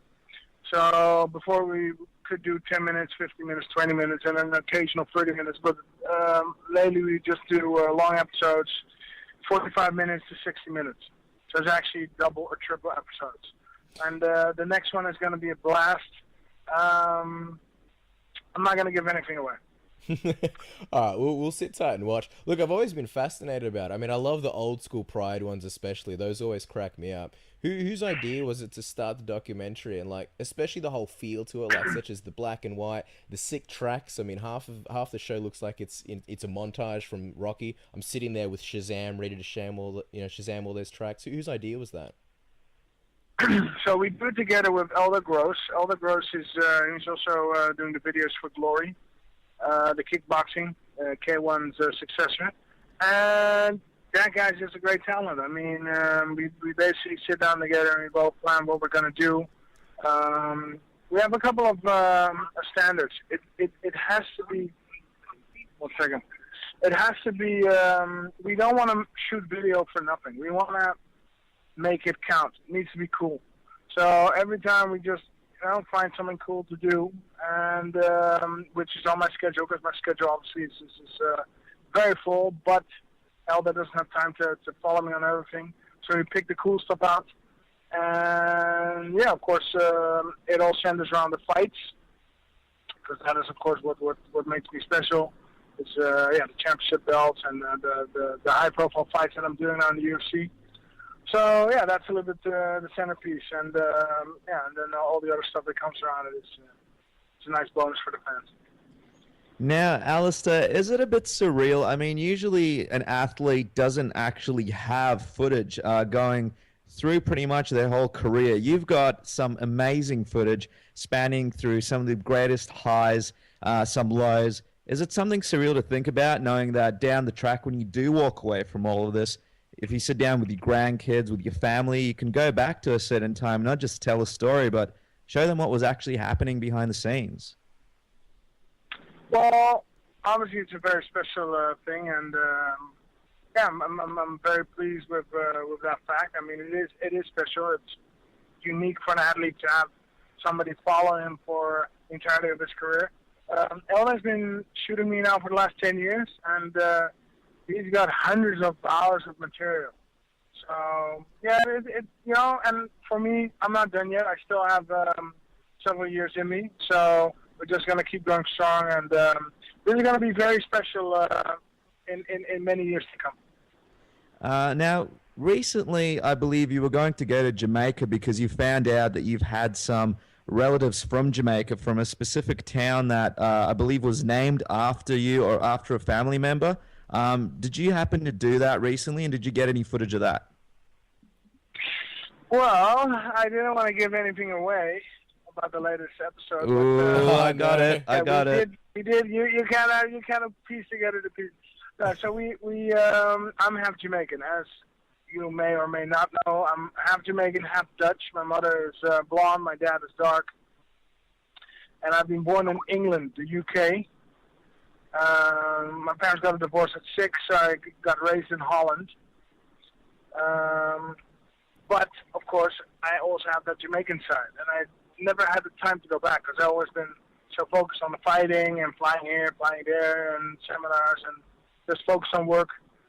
So, and since a year ago, I just figured I just want to do more stuff that is important to me as a person.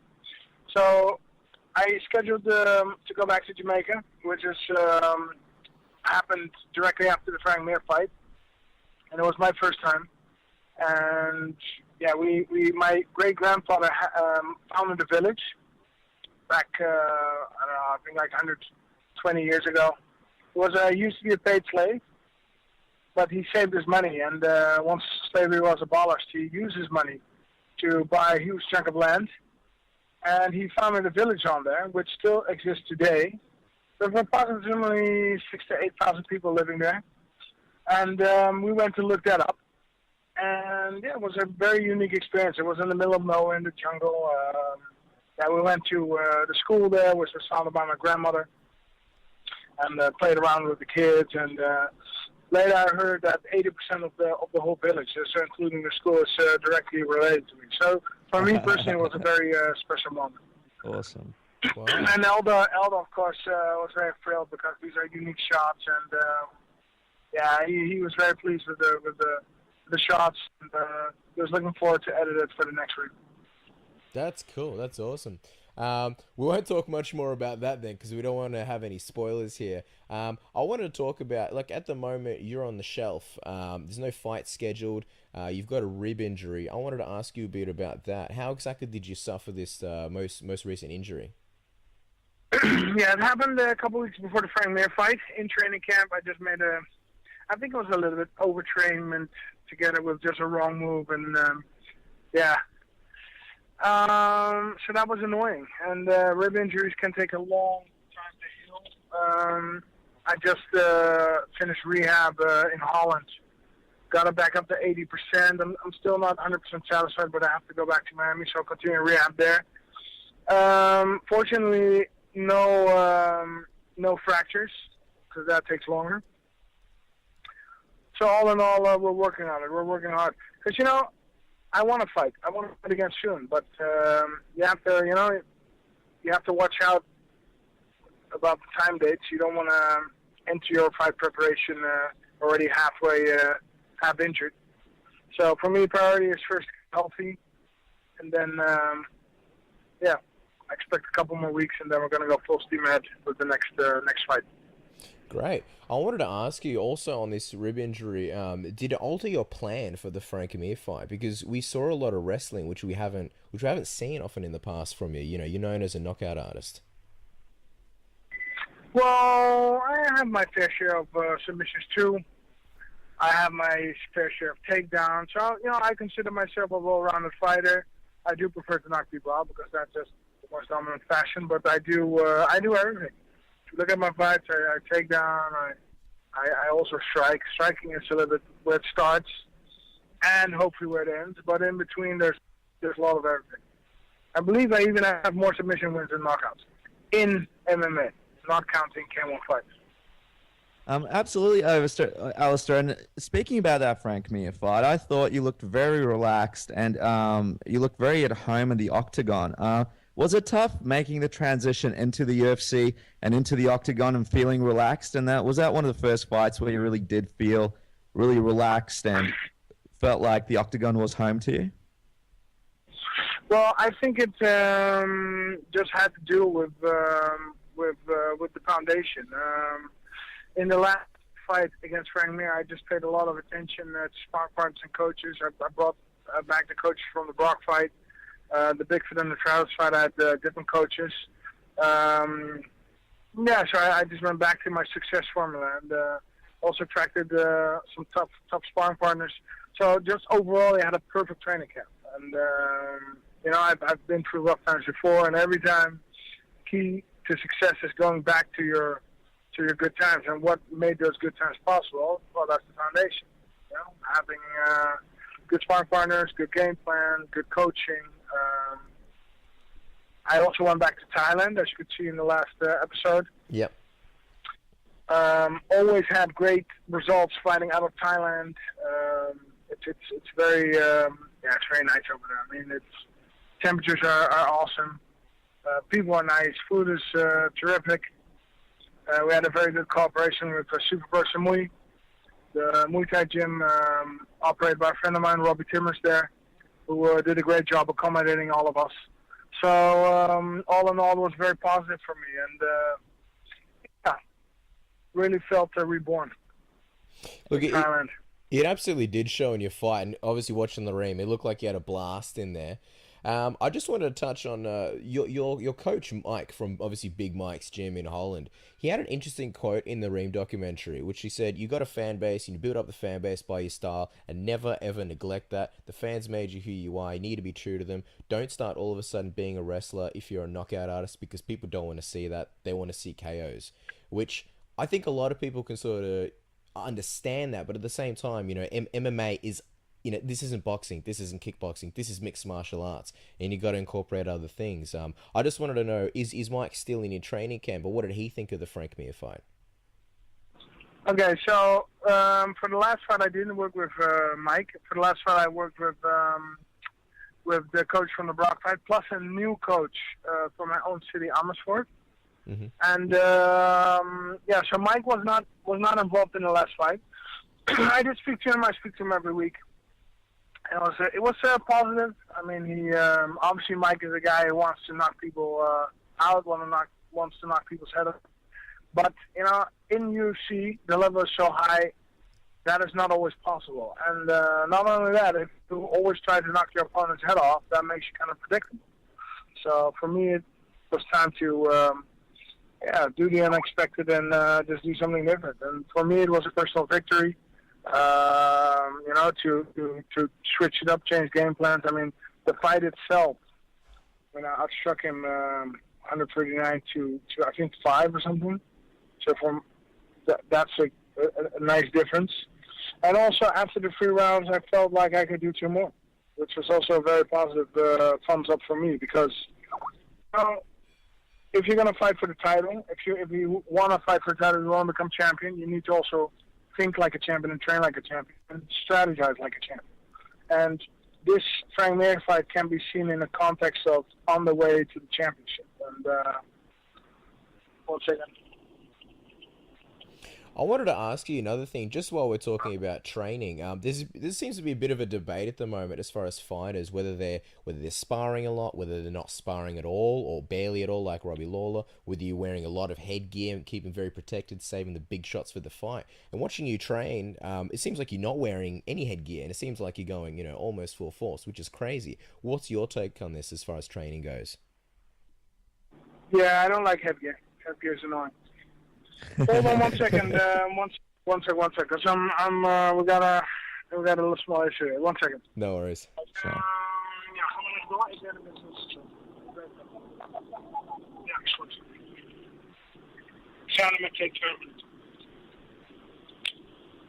Yes, I'm back.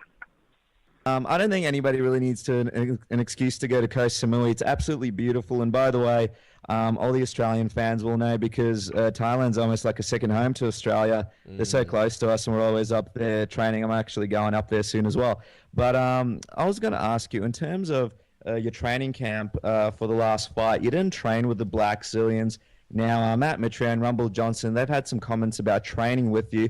But I was just wanted to get your thoughts. What was it like training with the Blackzilians, and why did you decide to leave the camp?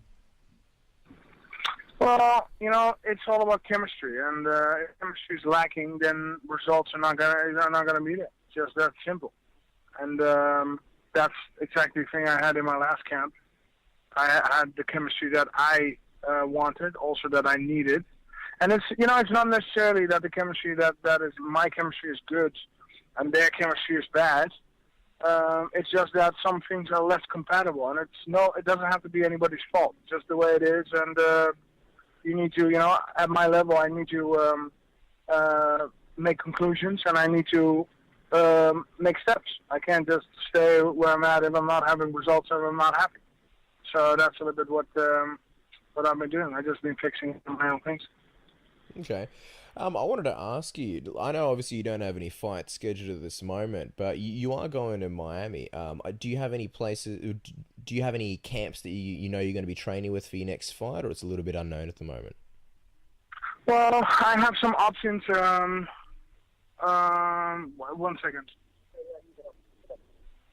Yeah, I have some options. Obviously, I can train with Mike. I can, and that was a little bit my goal, just to go a little bit more broad, see what's out there, see what options there are, and because if you don't have any options, you always fall back to the same options, right? And so just checking out new gyms, and if I like a gym, I'll definitely hang out there more. Well, change is as good as a holiday, and I think in your last camp you got both. Yes, that's true. You've been to Thailand or you're going, then you must know it's awesome over there and truly healing. Now, Alistair, a lot of people have been talking about a potential matchup with Junior Dos Santos. Obviously, both of you are some of the premier strikers in the UFC heavyweight division. Is that a fight that you'd be interested in once your rib heals? And if so, what kind of matchup do you think Junior Dos Santos would be for you? I think it's going to be a very good fight. I'm definitely looking forward to fight Junior. However, winning and losing leaves such a big mark. So that's something I learned in 2013. So for me to take fights, to accept fights, obviously you sit down with the team, you assess the situations, and you assess your own situations. Mm-hmm. And when you're not 100%, you should take the high-profile fight. That's the control. Because once you say yes, you also put pressure on yourself for a certain date. And, that fight has already been canceled a couple times. We don't want to cancel it again. So when I say yes to that fight, I'll be 100%, and we're going to make it work. I honestly can't wait, and I really can't wait till that fight is booked, because, like Dennis said, two elite strikers. I mean, yeah, what more could you ask for? The other thing is Dana White, when you did mention the rib injury, Dana White had a different take on it. Now, Dana White, he called you out, and he seems to call out a lot of fighters when, things don't seem to go the UFC's way. He did this to you. How did you feel about what actually happened? Well, I met with him before he made their statements, and, for me, in person, he was very calm, he was very composed, he was very normal. I would say if he has something to say like that, he can say it in my face. Other than that, yeah. One second, I'm doing directions here. Yeah. So when I met him, he didn't say anything like that. So. Now, Alistair, a couple of other potential fights in the heavyweight industry, in the heavyweight section, would be Bigfoot and Travis Browne. Obviously, you had a couple of tough losses against those fighters. Are you looking to avenge those losses sometime in the potential future?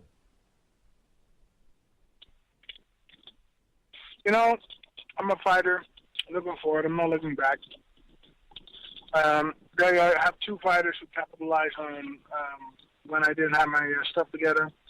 If the time comes that we meet each other again in Knoxville, that's fine. For me to look for those fights. There's still plenty of other fights out there for me as well. But I'm sure, rematches, they happen, but you shouldn't be too focused on them. Yeah, I mean, I think those are two fights where a lot of people picked you to win anyway. Another one of your past opponents was Brock Lesnar, obviously, who is in the WWE, and there's always speculation, rumors of whether he's coming back, whether he's staying. You called out Brock Lesnar. What was the reason after that? Or what was the reason for that? Well, I heard that he wanted to come back, and I heard that he wanted to fight me. So that's where that came from. So, in terms of fighters, you've mentioned there are some other great fights that could be made. Is there anyone in particular in the heavyweight division that might be catching your eye as a potential fight when you do come back from your rib injury? Okay, so I'm thinking there's two names, basically Josh Barnett and Mark Hunt, both top 10. I believe Josh is even ranked one place better than me. I think I'm 7 and he's 6. Not that I pay too much attention to rankings, but it is detailed. And I also think the fight with Jock would be nice, considering his long Japanese history, as well as mine. His fights in Pride and his accomplishments back then. Well, either one of them, they're basically Pride legends, as are you. Now, one thing that we've seen a lot, we've obviously seen changes to your game, but there's a big difference between you and the Brock Lesnar fight as opposed to the Alistair Overeem we're seeing now. I mean, one thing is you've slimmed down a lot, and people say that when you carry around such a large amount of muscle on your frame, which you do, sometimes it can be detrimental to your cardio. Did you find this? And also, what is the reason for you slimming down? Is it just the insane amount of cardio? Well, that's the truth, and that's why I decided to slim down. But I'm only slimmed down, 5 to 10 pounds. It's not the world of difference. Some people pretend I'm going to come back to light heavyweight. Guys, calm down. 5 to 10 pounds. And it greatly improves my cardio, so why not? Which is good, which is exactly what we want to see. I mean, in this stage of the heavyweight division, you need pretty much, you need everything. You can't. Absolute power is secondary. Absolute power is secondary. Cardio is the main thing. You have cardio. You can be very strong, and then you're tired, you get wasted. So cardio is key.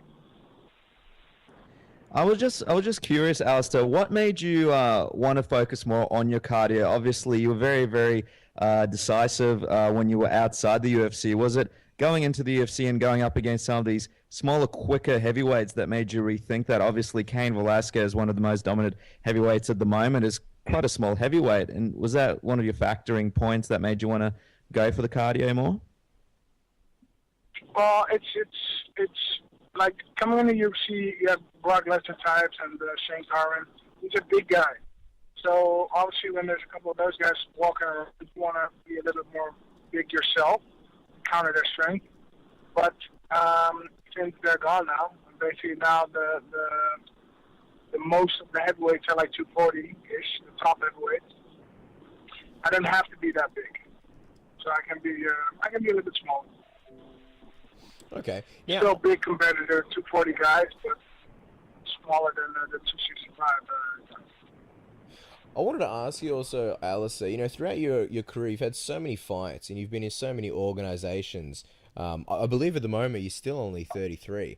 What's your favorite memory from Pride? And does it bother you about the poor state of MMA Japan? Say again?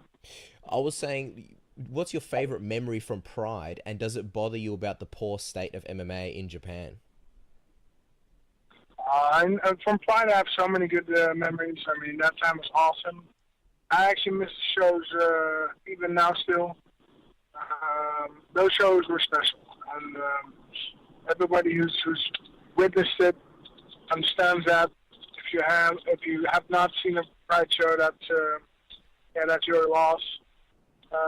Those shows were awesome, and I missed them. And the way the fighters were presented.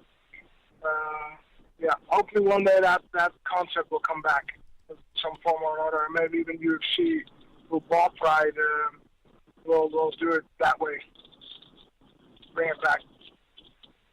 I actually heard that there is, I can't remember who it is, but someone is bringing it back. It's going to be one-night tournaments. I think 8 fighters, one night, and whoever wins basically wins. Not a ton of money, but I think like $200,000. Have you heard about anything like that? No. Which tournament is that? Honestly, I don't remember. I read it a couple of weeks ago, but someone is putting it together. There will be, in America, there will be basically 8-man tournaments, and it's going to be all in one night. Okay, cool. Now, Alistair... I believe that tournaments is hard to do in the U.S. because of the Athletic State Commissions. They don't allow tournaments, so it's going to be interesting to see what happens if you can get that free. Now, Alistair, you are coming down to Australia to do a number of seminars all over the nation. I was just wondering, for all the fans listening in Australia right now who are excited about the seminars and are excited to meet you in person and see the way that you carry your seminars, what's some of the stuff that they could look forward to when they come down and check you out in person? Well, we're just going to have a good time all together, and obviously we're going to do some training, some techniques.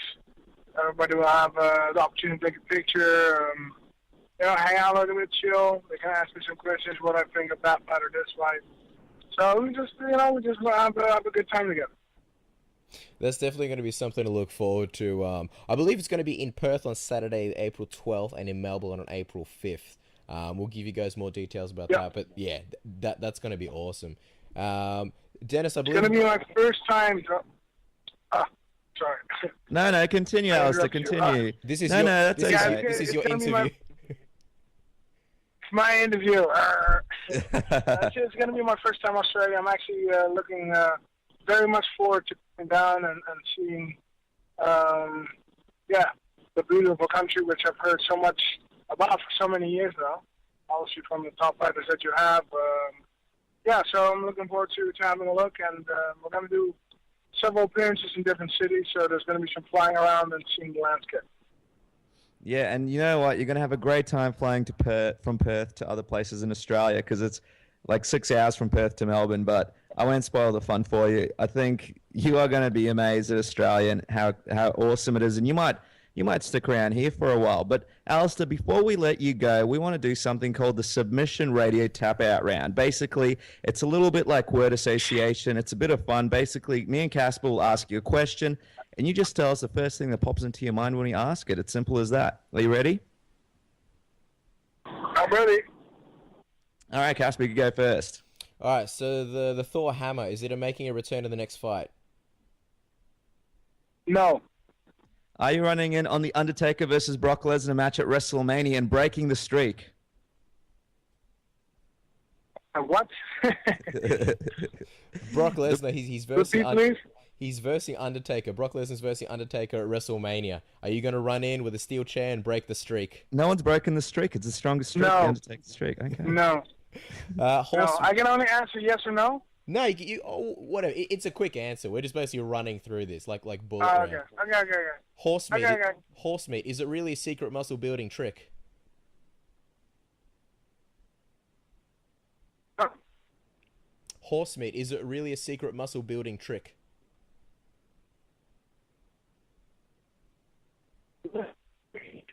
Two days. Left. Well, I think we're having audio difficulties. Alistair, can you hear us? Hello, Alistair. Are you there? Hello, Alistair. Are you there? Alistair. Folks, we've got some technical difficulties. Unfortunately, Alistair was in the airport on the way to Miami. We won't be able to get him back on now, but we'd like to thank him for the interview. He is coming down to Australia to give a number of seminars. He will be in Perth on Saturday, the 12th of April, and in Melbourne on Saturday, the 5th of April at the Fitness Expo in Melbourne Convention Centre. You can find out more information on everything at www.everythingmma.com.au, and his Twitter handle, of course, is at Alistair Overeem. So make sure you check that out. Yeah, it's a shame. I think. Did you think Overeem didn't like the tap out round, or what happened there? I don't know. Tap out round is deadly for a reason. So we might have to tweak a little bit to stop scaring people off. First casualty. Yeah, look, that's a damn shame. But look, I mean, if you guys want to check out anything on Mark Bocek, our first guest today, go to markbocek.com. That's BOCEK.com. Or if you want to follow him on Twitter, his Twitter handle is really simple. It's at Mark Bocek by the same spelling. Tyron, the chosen one, Woodley, another guest in our show today. Thanks so much for being on the show. If you want to follow Tyron, his Twitter handle is at TWoodley, and Woodley is 3 O's. So if you want to get in touch with those guys and see what they're up to and see what Tyron's playing on Xbox One, that's where to check it out. That's right. And watch out for that imposter with 30 2Os. Yeah, that's it, with zero followers. But and something else, I love going on these Twitter pages because Mark Bocek, huge car fan, super bike fan. Never knew it. Yeah, I know, right? Learn something new every day. Superbike collector of Canada. I know. So that's pretty cool. So that's one of the cool things about Twitter. Now, guys, obviously with Twitter, Submission Radio, Twitter is where it's all happening. It's twitter.com/submission AUS, Submission Oz. Go on there for all the latest information. Me, Cass, and the Submission Radio team will be putting up a whole bunch of content on there. So you make sure you check that out, and you can give us all your comments with the hashtag Submission Radio. That's right, guys. And if you want all the latest episodes, head down to our YouTube channel, which is youtube.com/user/submission radio. Nice and simple. All the latest episodes are going to be there. And we'll see you there next week, I guess, Dennis. That's right, guys. So have a great week. There's some exciting fights coming up. Shogun, Hendo, and a whole bunch of others. And me and Cass will be back chatting to you next week in the next episode. It's been an absolute pleasure. Thanks, Dennis, and we'll see you next week. Thank you, Casper. Thanks, guys.